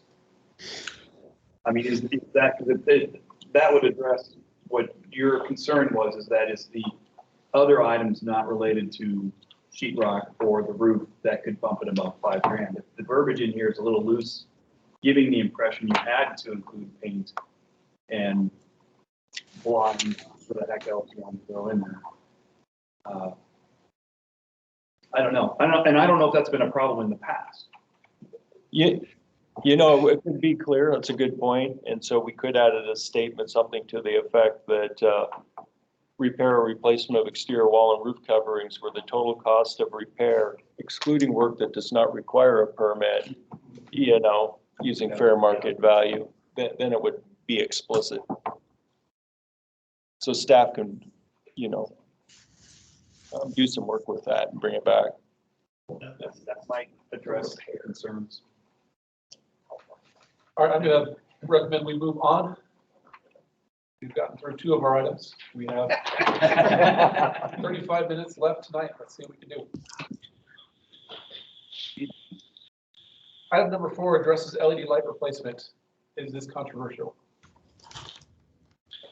This is Eric. Through the chair, I would suggested on the surface, it sounds innocuous, but it appears to me that if you would adopt this method, you would eliminate that electricians are required to do the work, I believe, from what I'm reading. Number two is it doesn't take into account that a lot of times, even if it's just removing a fixture and replacing it, you have to have technical knowledge to realize that when you replace that fixture, that if it was an emergency light fixture, if it wasn't grounded before, the seismic requirements for the fixture, is it a return air fixture? Are you going to, sometimes it's very hard to tell that light fixture is actually the return air for the room or the space. So there's so many other things that are adversely affected by having someone that's not an expert in electrical just coming in and changing the lights. I think has implications of if it isn't inspected, they tend to not put the seismic wires back on. Light fixtures can be falling on people during earthquakes. This seems like a slippery slope that is not worth the benefit you would get out of it to eliminate the inspection process for this. That is well demonstrated by structural engineers such as myself not seeing the issue. Well put. Other thoughts? Steph? Through the chair, the electrical, Victor Foster with electrical. I think Eric hit it right on the head. We do, I think this is not limited in scope enough. And what people don't understand is, yeah, that would mean if I replace light LED fixtures in my house, I don't have to do it. But that would mean if I replaced in a 10-story series building, I didn't have to I could replace every light that was inspected in there and made sure it was secured, properly tied into the emergency standby system, switching properly by someone who has no clue and hasn't replaced it with an appropriate fixture at that time.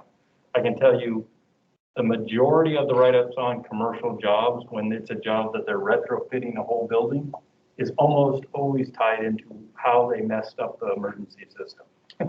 It's even, and this is done by electricians, because people think it's simply, I'm just going to retie the same wires. Well, if they don't tie the right wires together, they can get it to switch, but now it's not going to charge the emergency system, ballast if they're using that, or the inverter that it's coming off of, or they're not tying it back into the emergency generator system properly. So no one would be testing it. And that's not the stand-in, not even including how it's properly secured. When you have it secured, as you talked about, to the ceiling, also fastened to the ceiling. And that would be inclusive, this would be broad across commercial buildings, hospitals, schools. And I think the last earthquake pretty well demonstrated the problem of what kept those lights in those ceilings. And you would have people that have no license doing that without any inspection. That's how I read that.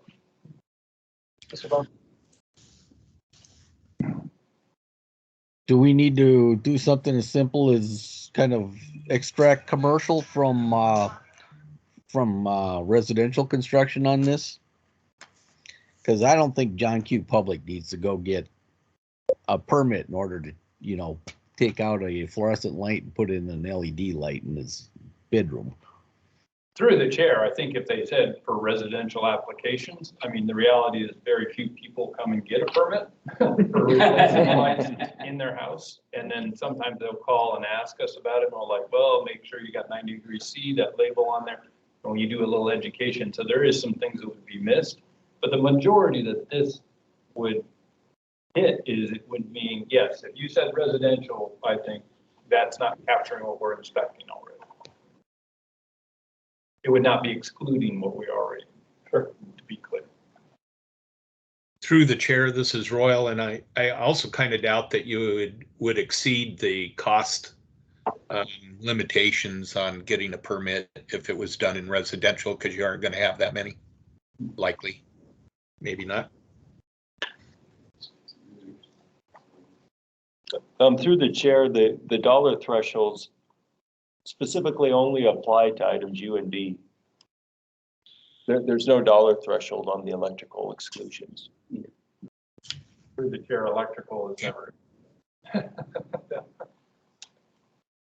Any suggestions on how this could be massaged to meet the intent of this, to make it easier to replace LED light fixtures with replacement. Not LED fixtures with LEDs without increasing the risk of life safety. Through the chair, the intent is because there was some ambiguity. I don't know why this occurred. I don't know who submitted. I don't know how, what the reason was. If the concern was, there is always a bit of a debate in the admin code. Let's say that light failed right there and I wanted to replace it with an LED type or a ballast. You could look at the admin code and say they have to give a permit for that to replace a different type, right? So if it was clear that to repair a broken one or repair a individual fixture, you don't have to get a permit, right? And then if they were willing to add into that to exclude maybe residential or something, then you would limit the danger that we see occurring all the time when they do these retrofits on installations. If that makes. Yeah, I'd like to propose that we throw the ball to you on this, and our recommendation is, when you come up with some wording on this that you would feel acceptable, that would give more flexibility for the installers. I definitely can. One of the issues I have with this is that normally when we do amendments, as Eric would know, is we sort of know what they were getting at. What were they trying to do? And if this is so broad that they meant to exclude every light you swap out, I don't know that that's the case. If it was, hey, we want to make sure we can fix a light with an LED and not have to an individual broken light, or was it that we just don't want you looking at residential? So I can definitely draft something, but I don't even know the intent because I don't know what was the driver. Because typically when we have amendments, as you know, we want to know, what are you trying to fix? Right.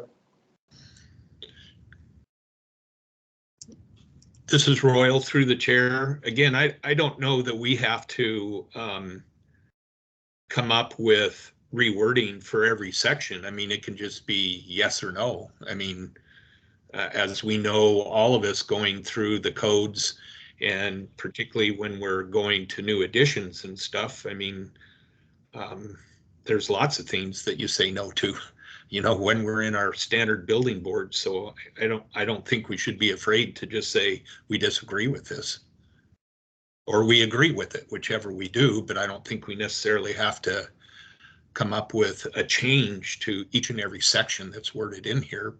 And I think it's a good point that we don't even know where most of these came from and why.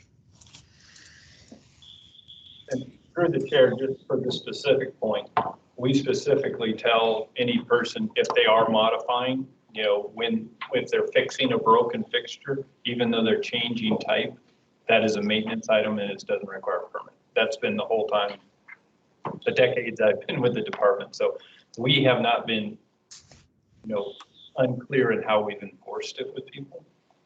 It's just when they retrofit a whole installation that it's required. So yeah, if I'd be more than happy to work with whoever was, you know, trying to try and fix a problem that they saw. So. Other board comments? I propose we go ahead with Mr. Fields' recommendation and call this a no for now. And if whoever came up with this would like to provide some background, we have to work with them. But as you pointed out, it's a big ask for us to try to meet their intent without any. Sure. You know, if everybody has the AM that goes with it, and there is a little more explanation for you here on the one for the LED lights. It does have, it says the replacement fixture must be installed in the same location and not involve the extension of wiring in order to qualify for the exemption. Maybe that gets to Eric's points here.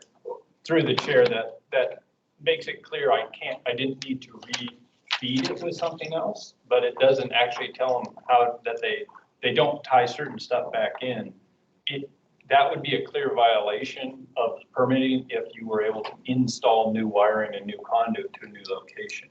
So that's never would be excluded by the permit. So I think that's why that's probably structured that way, but it doesn't answer one specific question, like I can't run new whips, but there's all the additional things that Eric referred to that aren't addressed with that.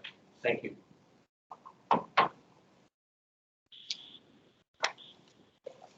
All right, let's move on to item number 5. I am not going to make any initial judgment on if this is controversial or not. Deleted the use of temporary deleted the limitations on the use of temporary structures. So now they can be any occupancy class instead of only being limited to Alpha, Bravo, Mike, and Uniform. Correct? Does anybody have an idea of what are we getting at with this? What problem are we solving?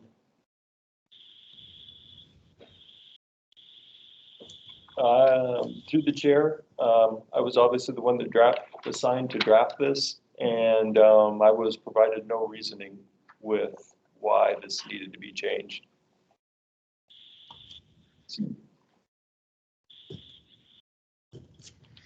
So did any issues through the chair? This is Royal Ross. Nothing really came up that staff knows up through the whole COVID process when there were multiple temporary structures being installed. Typically, these temporary structures were ATCOs and things of that nature. They weren't, dog houses and stuff like that. This kind of seems like they're allowing everything to be put up as a temporary structure, and they're talking about fences and stuff like that. So no specific issues or problems with the temporary structures that were used during COVID and stuff in terms of like wheeled structures and things. Through the chair, it seemed like most of those temporary structures were tent structures that didn't actually fall under this provision. They fell under separate provisions in the building code and fire code. They were basically exempted out of the building code because they were temporary tents and they were just regulated by the fire code.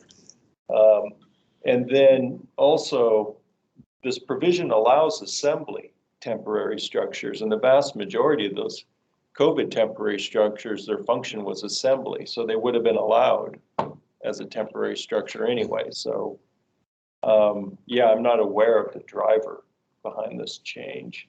The occupancy classifications that are missing would be like E for educational, I for institutional, S for storage, and H for hazardous.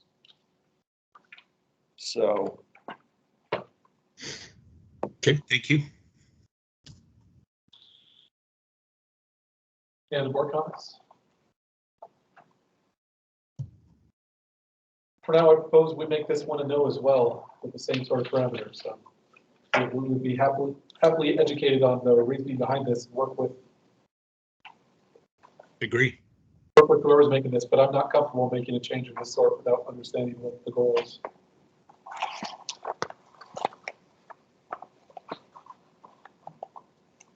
All right, item number 6 is our permit fees for residential structures evaluation of 40,000 or less. I don't fully understand this. Staff, could you please go through in a little bit more detail than you did last time? What do we have now? What's the situation? What are we proposing to change? So probably the easiest thing that this is probably most through the chair, most explicitly displayed on change number, section number 12. What page is that on? And that is on page 17, and it's table 3A at the bottom of the page. And currently projects valued at $40,000 or less the permit fee is $175 per inspection. So if your project needs 1 inspection, the permit fee is $175. If you need 2 inspections, your permit fee is $350. The proposed change is to make the project fee or the permit fee 0.009 times the valuation with a minimum fee of $360.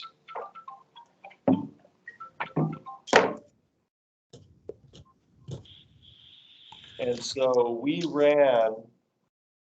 had readily available permit and inspection data for 2017 and 2018, which allowed us to run the numbers both ways, 175 per inspection versus 0.009 times valuation with a 360 minimum. And the difference was right around $22,000. The municipality brought in $22,000 more revenue at the $175 per inspection calculus.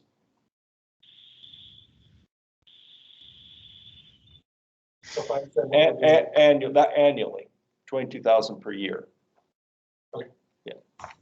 to reiterate, to make sure I understand this right, we are,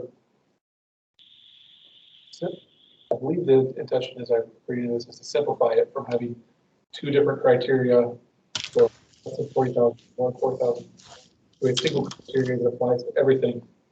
And that 360 happens to line up with what that valuation percentage is for the 40,000, it's a floor.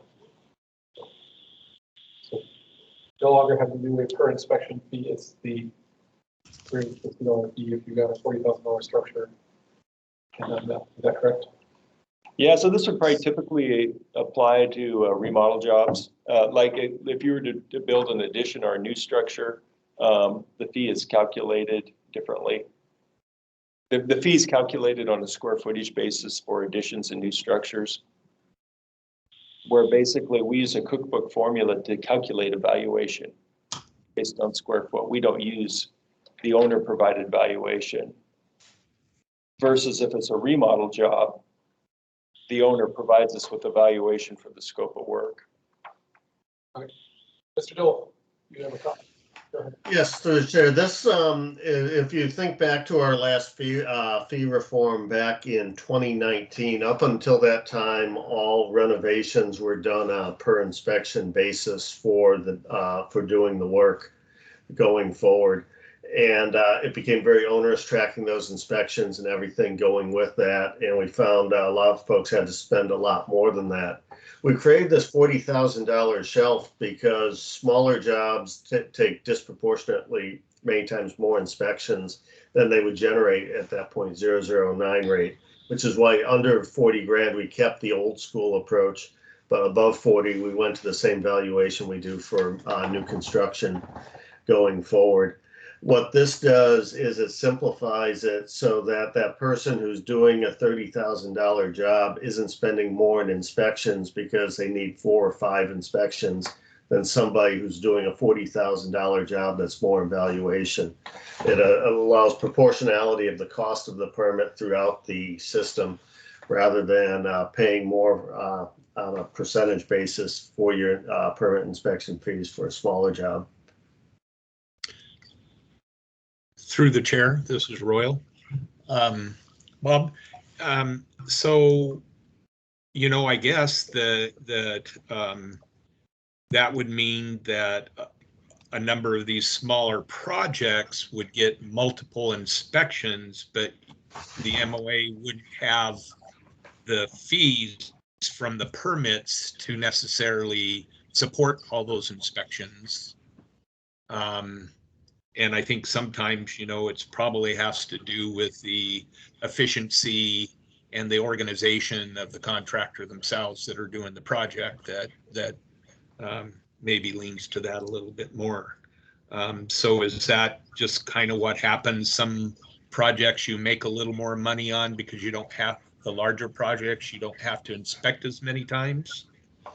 Through the chair, I think the difference is that on those, not as much as efficiencies, you still gotta have to do your vapor barrier, your rough-in, your final inspections. It's just the dollar value of doing that over a whole house versus doing it on a small bedroom addition in terms of the valuation of which one pays for itself. So basically, these smaller jobs will not pay for themselves, and there will be an offset they will have to find with efficiencies. The bigger jobs will continue to be self-sustaining just because of the valuation. If you do if you take $1 million house and a $20,000 job, obviously you're paying different in permits for those. And overall across the spectrum, we believe the overall loss will be around 20 grand with this change. So Bob, this is Royal again. Do you support this Section 6 change? Yes, I do. Thank you. Mr. Purdie. Thank you. Through the chair to Mr. Dole, we have a lot of things on this that are reducing your revenue.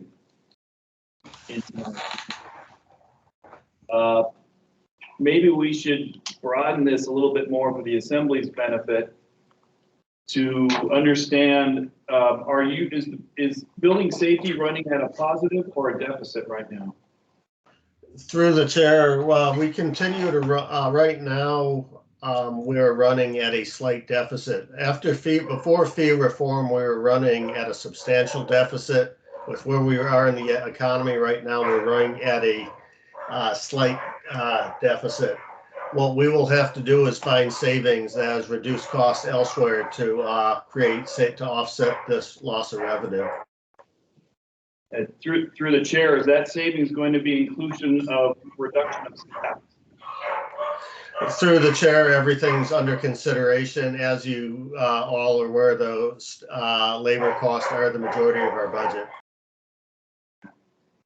So I guess my comment on this is, we're already at a deficit, which goes to the city of Anchorage, which then goes to the taxpayers paying for the deficit of this department not covering its costs.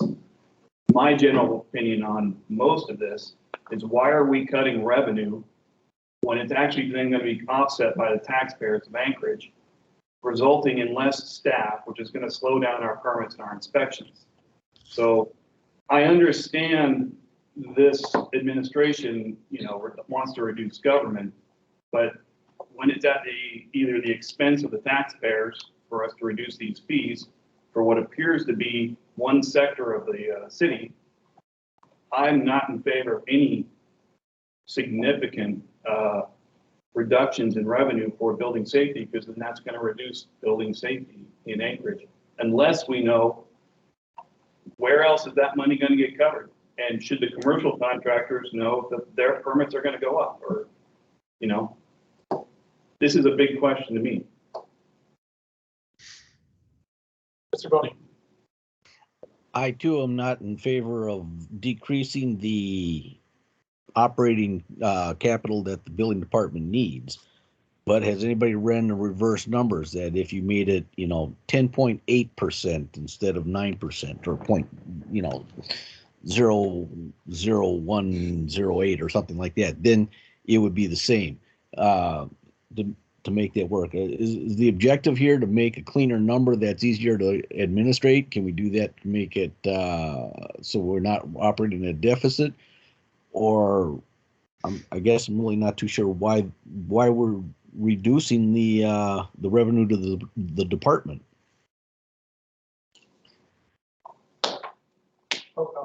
I mean, a really great thing to look at and to ask is, look at Anchorage as a city and the amount of permits that we actually have and revenue of total permitted value.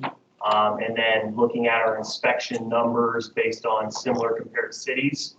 I think looking at those numbers and how efficiently we operate as a city compared to other cities is a really good question to ask as well. I don't have the numbers right off the top of my head, but looking just from what I've heard compared to other cities similar to in size, they operate much more efficiently in terms of inspections, get more inspections done with less people.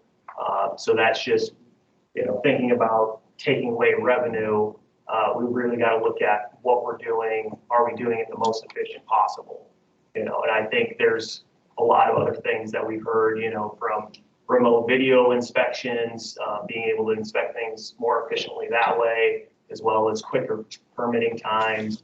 So as an industry, we could do more work more efficiently. I think there's other proposals that are further down the line that kind of encapsulate this whole thing, where we can't just look at, we're taking away revenue.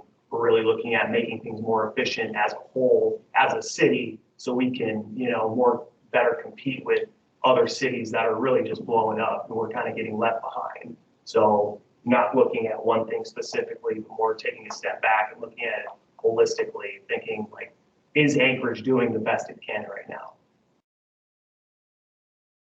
Thank you, Mr. President. The scope of our conversation has expanded from our specific item under consideration. I would,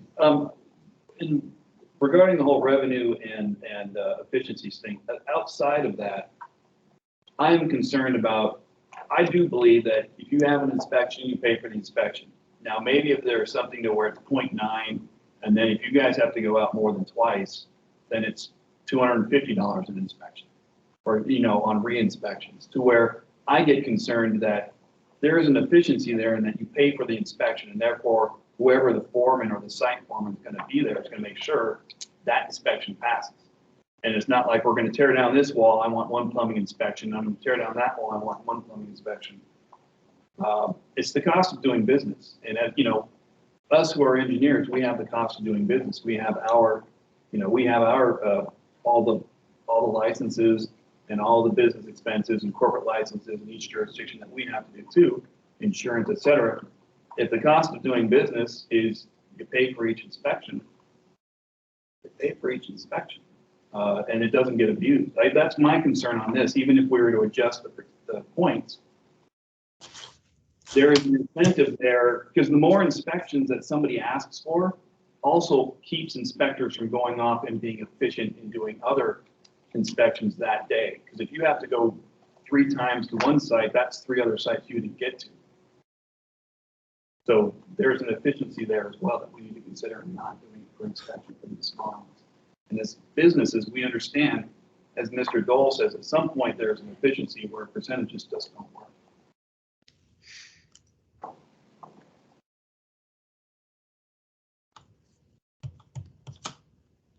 All right, our board appears to be split on this topic. Do we want to defer this for further discussion? We have more folks online. Do we want to take a vote? Looking for input. What do you think?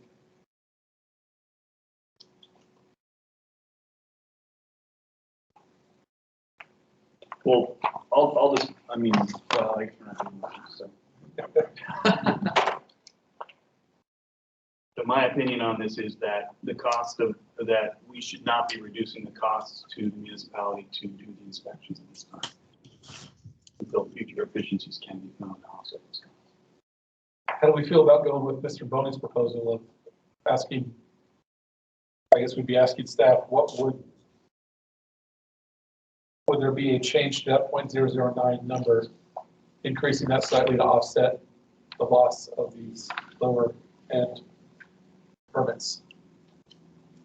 Through the chair, that would drive up the permit costs on your bigger residential projects.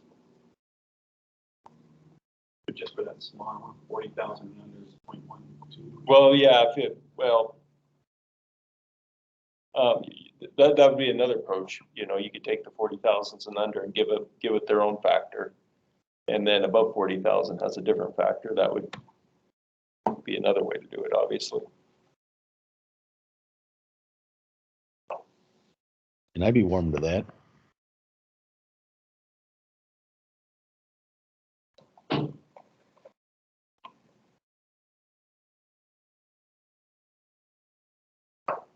I'm going to go ahead and propose that we, for now, call this one no until we get more feedback from, again, we're making some attempt to guess at the reasoning behind this.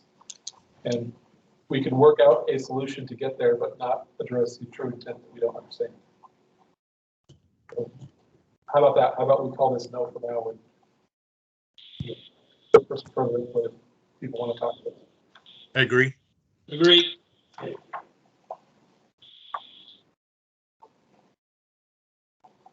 Please speak, Mr. Boney. Agree. Thank you. We can read his lips.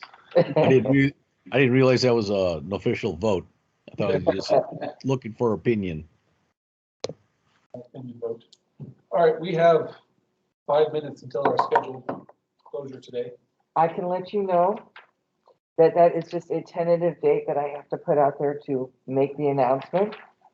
You, like the assembly, can go up until about 11 and make a decision that you could end by 11:30, or at that time you can extend the meeting to another meeting, or you can call in for a work session. All right, I'm going to go ahead and poll the board. What do you folks think? Through the chair, this is Royal. I did not plan on spending any more time on this tonight. I propose we go to another meeting. We have an agreement, Mr. McCann. I would also support that. As much as fun as it sounds of keeping all of you here until 11 tonight. Yeah. John's used to it, so. Don't yell at me. I propose we make a goal of getting through 2 more items, the 8% audit question and the extending the permit duration question if we can tonight, and that would get us through, as I read it, the administrative portion of this document, and that would leave the more technical items for a later discussion. Does that sound reasonable? Yep. It may take more than 5 minutes, but it's not going to take till 11. Sounds good. All right, so item number 7, removal of the 8% audit. You go on a limb here and say staff is not in favor of that. Ross, would you please start the discussion with, what are your thoughts on this? Through the chair, that is correct. Staff does not support this proposed change. Staff's the one that recommended this proposed change to begin with to get into the 2018 code adoption. Right now, the reality is we don't have a level playing field out there for residential construction where the plan reviews are being done by private sector individuals. There's a pretty significant disparity in the quality of review being done by code compliance by some of these private sector individuals. And by allowing the department to audit certain projects, that gives us a tool to take the players that are not really doing how I'd put it diplomatically, an equivalent job as what would be expected. We can audit them. We can point out the deficiencies.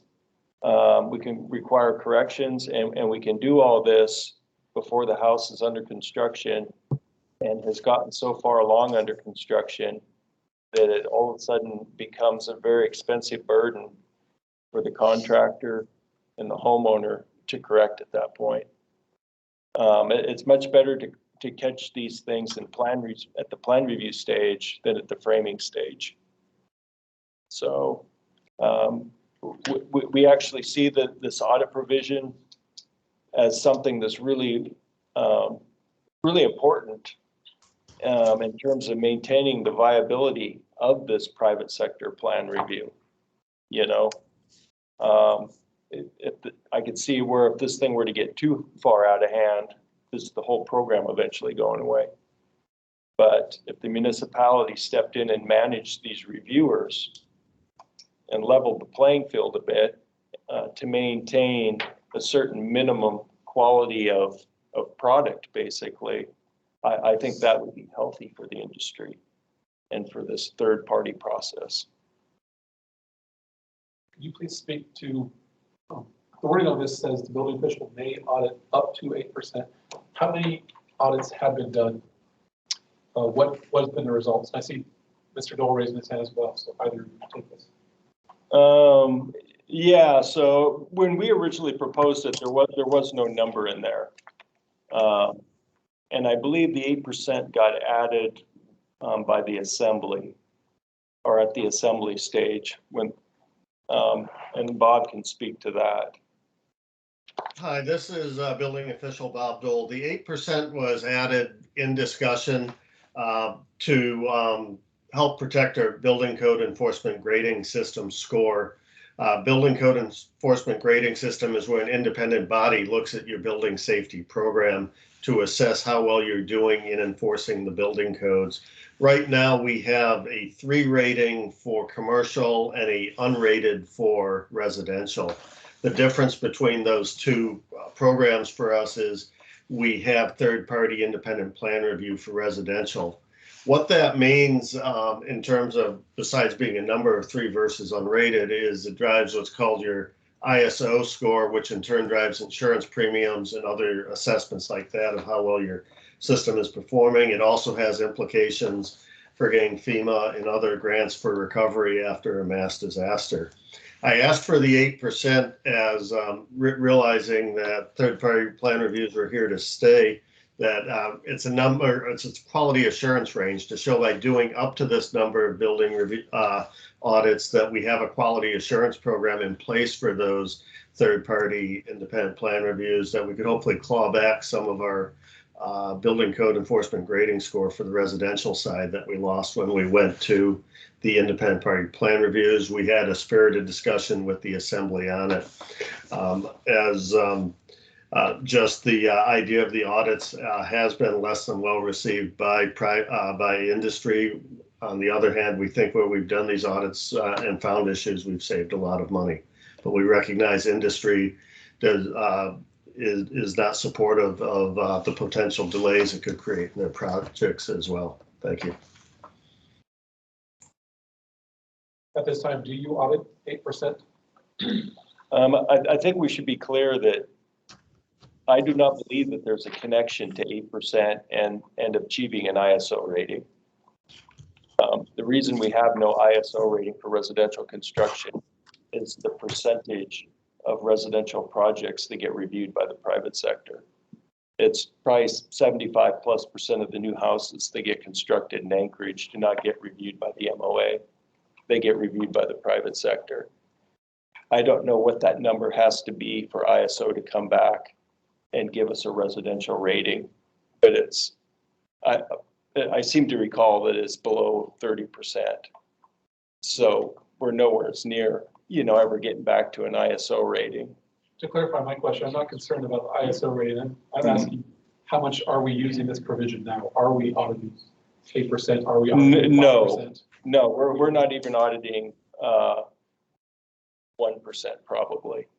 The way it works right now is if we see a set of plans that are so bad that it just jumps off the page at us, we pull it aside and audit it. Okay. Other board member questions? Comments?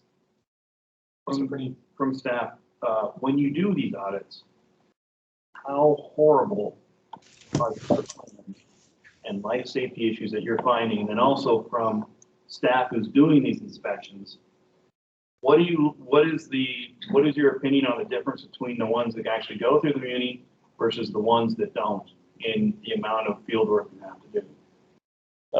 Becky, I believe, has audited a few of them, so she'd be a good person to speak to, what she's experienced in terms of performing the audit. But it's structural issues, right? It's not the architectural, fire, life safety. It's the structural issues, and most specifically, it's mostly the lateral force resisting system of the house. Load paths. I've probably, in the time that this ordinance allows for third party plan review, I probably have audited maybe 5 in 7 years. Sure. But at the beginning, we used to get a lot of questions from the inspectors, and that sort of kind of disappeared too. So the only time that I ever get a plan to me is through Ross, because the inspectors are directed to go to Ross with what they see, and then they'll come to us. He'll ask us to do the audit of the plan. The ones that I have audited involve reputable engineers in this town, and we have brought them in and explained what we found as the issues, and they go home and they try to resolve them. So they have been, Ross is speaking correctly. Most of the time, gravity isn't an issue, it's the lateral stuff that's an issue. People understand gravity better than they do lateral. And so a lot of the lateral stuff is lost. When this process first started, we had a few designers here that we worked with a lot. And so they were all honed up on what we would expect for them to do. And I think that the process might have continued. I'd hope they would. But a lot of new players have come into the municipality and design. So I don't even know. And, you can pull any of them and see stuff that's missing.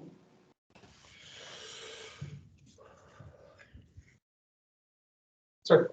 To the chair, as a building inspector for the municipality, a lot of the inspectors have seen multiple things that we see they're missing on plans that we typically see approved through the municipality of Anchorage that we don't see on plans. They're looked at through third-party review. Of those, most of them are lateral, like Becky was saying. But we were directed that we don't do plan review in the field. So when we look at a plan, we look at it and we review what's on the plan. So we're told not to start writing up items that are not considered deficiency because they're not even on the plan. So how would you write something up that's not even on the plan? For an example, like say where there's a re-entry corner, something like that, where there's, a missing connection there. So most of the inspectors just look at what's on the plan and approve it that way. Thank you. Other board comments?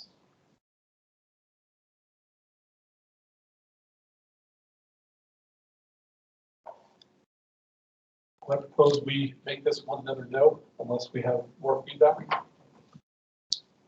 I agree. Great. Agree. Agreed. My opinion on this is we might consider changing this from a May audit to a shell audit, because it sounds like it is only being done on a very rare occasion. And that was not the intent when we first added this system in. I know we had a more robust audit provision in there originally that had been taken out. Through the chair, may I address that? Building official Bob Dole. Go ahead. The shall creates a resource burden. I don't have excess plan reviewers just for the audit function. That would drive you can certainly do it. However, I know it's going to drive a staffing bill too. Thank you. Thank you. All right, last item to look at tonight is going to be section 8 and 9, both of which address extensions to permits. Section 8 allows the building official to extend beyond 180 days without giving a maximum, I believe. And section 9 allows more flexibility in reactivating extended permits. I think the best place again on this would be to start with staff. One of you please give an explanation of what, as you understand, the intent of this is and if we're achieving it. Through the chair, as you can see, the only thing that's being deleted is that statement for a period not exceeding 180 days. So, an application for a permit expires in 360 days. Basically, they just submit a permit application and we do the review. They don't respond to the review, they just drop it, and 360 days goes by and it expires. Under the original provision, they could request an extension for up to 180 days. We're deleting that. I don't think that that's really a big deal because of the last sentence in there that states an application shall not be extended if this code or any other pertinent laws or ordinances are amended subsequent to the date of application. It's not the last sentence, but so basically, we go through a code update process every 3 years normally. And so if there's a code update occurs on them, the application couldn't be extended. They would actually have to apply for a new application to demonstrate compliance with the new code. So there's a natural time limitation built in there just due to the fact that we update codes every 3 years. Right. One thing from my experience is as we go through a code cycle update, where that new code is adopted, there's a policy that if I have a plan and design that's more than 50% done, we'll allow it under the old code. If you have a permit already issued, that sounds like it's more than 50% done. And you're saying that would no longer be accepted under the old code, that would trigger a change to the new code? Well, this first one, the permit's not issued yet, right? The expiration of plan review means they never achieve a permit. They never make it through plan review. The next one, section 9, is the expiration of the permit. We've issued the permit. Now their construction has stalled, or maybe they never even started construction. So two separate issues. Okay, thank you for the clarification. Yeah. Do you agree with this change? Do you have reservations about it? I don't really have reservations about it because like I say, there's the catch in there is that, you know, the worst this could get would be like maybe 3 years out, 6 years out, maybe if we skip a code cycle. I just don't see this as really being a burden to the municipality, you know, extending an application. I can't see that as a big negative for anybody. Through the chair, this is Royal. So, but the building official still has to approve the extension, is that correct? Correct. The building Or official. That's correct. The part that is being deleted is for a period not exceeding 180 days. Okay. So the new read would be the building official may extend the time for action by the applicant on written request by the applicant showing circumstances beyond the control of the applicant preventing action to be taken. So we would not be limited to a 180-day extension. It could be a 360, 520, whatever, you know, it's kind of open. Through the chair, building official Bob Dole, the code cycle change creates that shut off beyond which it doesn't go on that side. And if it's still in plan review, they haven't started it. It's not like there's something in the ground, something not. They have to get the permit issued before they start building. And if it's done under the 2018 code in 2019, or if it's done in 2021, if it's done under the same code to the same standard, we'd maintain there isn't a difference. They're just going to pay a lot more given how plywood's going up. So, well, remember we skipped the 2015 edition of the code, so right. You're not on a 3-year lock necessarily. No, even we would maintain, however, even with a 5-year, let's say 5 or 6 years, it's still the same standard as they would have done either way. So if they apply for a permit today and they don't get around to it for 4 years, assuming we skip the 21 code cycle, they will build it to the same standard. So through the chair, this is Royal again. So again, where did this come from? Do we know where this originated from and why they want to make this change? This kind of seems one of those things, again, they just threw all this stuff at the wall to see what stuck. We had, through the chair, building official Bob Dole, we had at least a couple applicants in the last year come forward where they sought that extension on the expired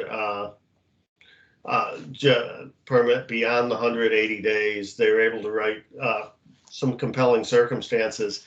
However, it was beyond the level where I had the authority to waive that 180-day extension.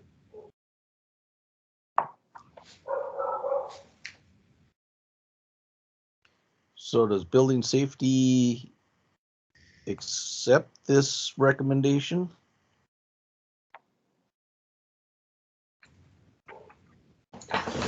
Through the chair, yes, this is Bob Dole. They still have to give a written explanation of why we have to get the dust off this old plan set to look at it again and demonstrate beyond their control.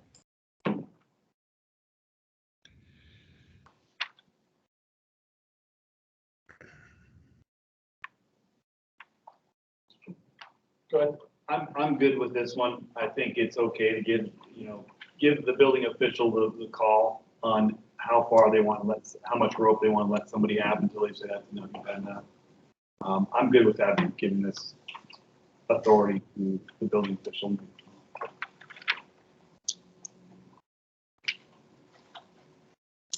On both 8 and 9. This is Scott. I concur. Go ahead. I'm good with it. Any dissent? All right, we'll call that one yes. All right, by my count, we've gotten approximately halfway through the issues. More than halfway. We have technical things to talk about next time, as well as perhaps section of actual licensing. I would ask if anybody in the room knows who wrote or where a lot of these are coming from. Our board would love to have some input from authors. I don't know if some of this is coming from the homeowner association or mayor's office, but I think we could have a much more robust discussion if we understand the reasoning behind some of these changes that we don't understand today. So, look forward to continuing this discussion. Tana, when is? I guess we could. I guess the question is: are we pausing our meeting and picking up at a later date, or are we adjourning our meeting? I need to finish the rest of our agenda before we can adjourn. The next one. I could motion to table this until the next meeting. All right, we have a motion to table item B under new business until next meeting. For a second. Second. Second by This is Mr. Brown. Scott. All those in favor, please say aye. Aye. Any opposed? Aye. All right, hearing none of that is tabled. Reports. Did I get a 2-minute report from staff? I'd like to hear what you guys are going on, but what is going on these days, but I don't want to keep you on TV longer than we need to. So, brief update. We can get some more time next time if we get through the discussion. What you got going on? Through the chair, Bob Dole, do you want to give the 2-minute report? Through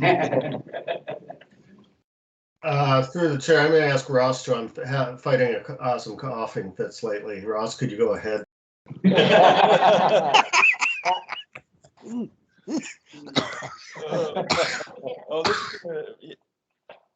Okay, I'm back with you. Sorry. So I think the major thing we're seeing right now is construction activity valuations down about 17%. It's been clawing its way back up slowly going forward. Overall, things have been slowing down.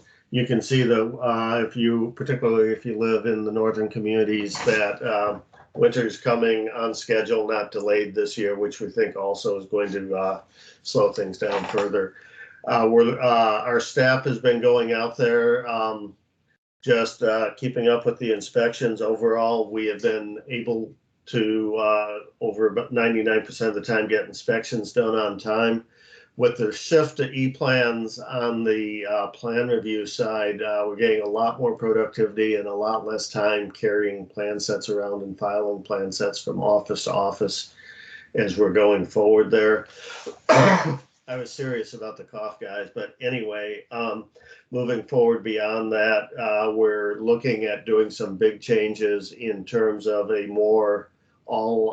digital front counter and electronic permit system, so you will be able to apply for a permit from your house and do everything there from your computer.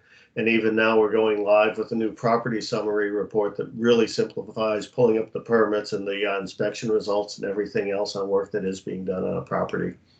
How's that? Excellent. That sounds great. Thank you very much. Board member comments. Anybody have anything they'd like to say?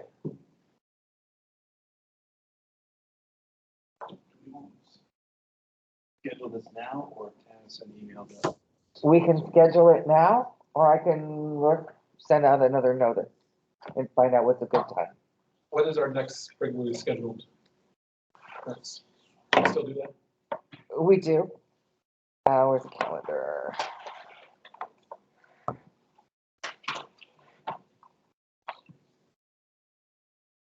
It would be October. Meet the first Thursday. So that would be October 7th, I think. This is the 6th. 6th, okay. No, Thursday, not Wednesday. And that's for 2022. Mine was one that says October 6th. October 6th, okay. That's a Wednesday. We usually work first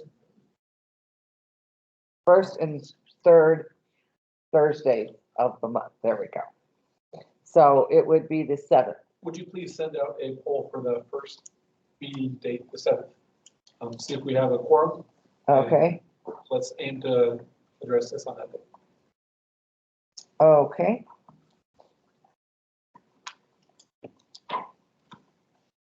All right, hearing no other comments? I can tell you right now, the 7th I cannot make. Going easy. What about the Wednesday, the 6th? That I can make.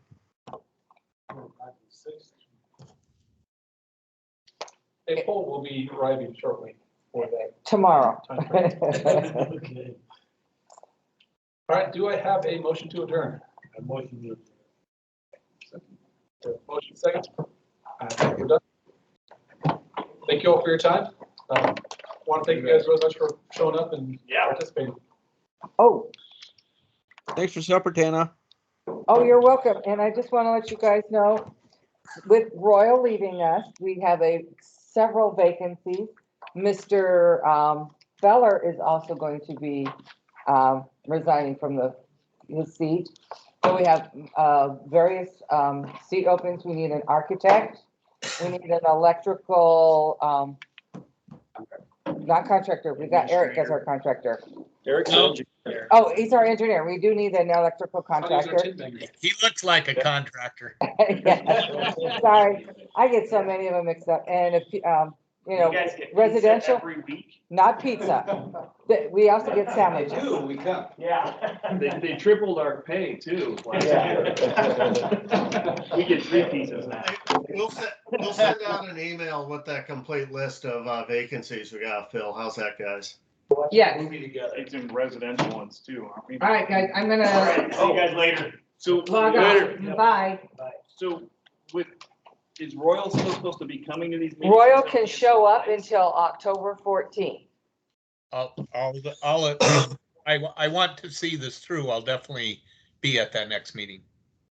I have not turned in your resignation because it has happened where the person has immediately knocked him off the board and they still had 6 months left. So I'm not turning it in until the last possible moment, okay? October Okay. 14th. Thank you. Exactly, Yeah, Fancy. we'll try and finish up next time. yes. So as far as notes documenting this, Okay, Ross and I will get together. would it be possible to have meeting notes from this meeting prior to? I will do my best. We'll have we will have board supports, board does not support stuff. Yes. Yeah. And we've recorded everything else, so we have the detail. Yeah. That way, just something for us to look at before we all forget that we can. Yeah, no, we'll have a summary of all the sections we went through and board supports, board does not support, board wants. just hours. Board wants Ross to figure it out. Board wants to know where the hell this came from. We do need to kind of say the board does not support because of the following reasons. We want to be able to give explanations. And it might be because we have no idea. Well, and this will all get routed out to everybody for review. Thanks, guys. All right, Say, thanks, Mr. Royal. Dole? Bye-bye.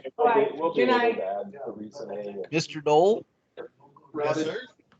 do go get tested.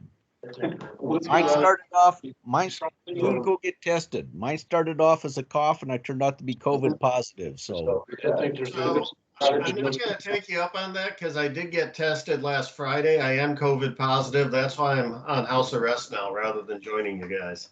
Okay, you and me both. That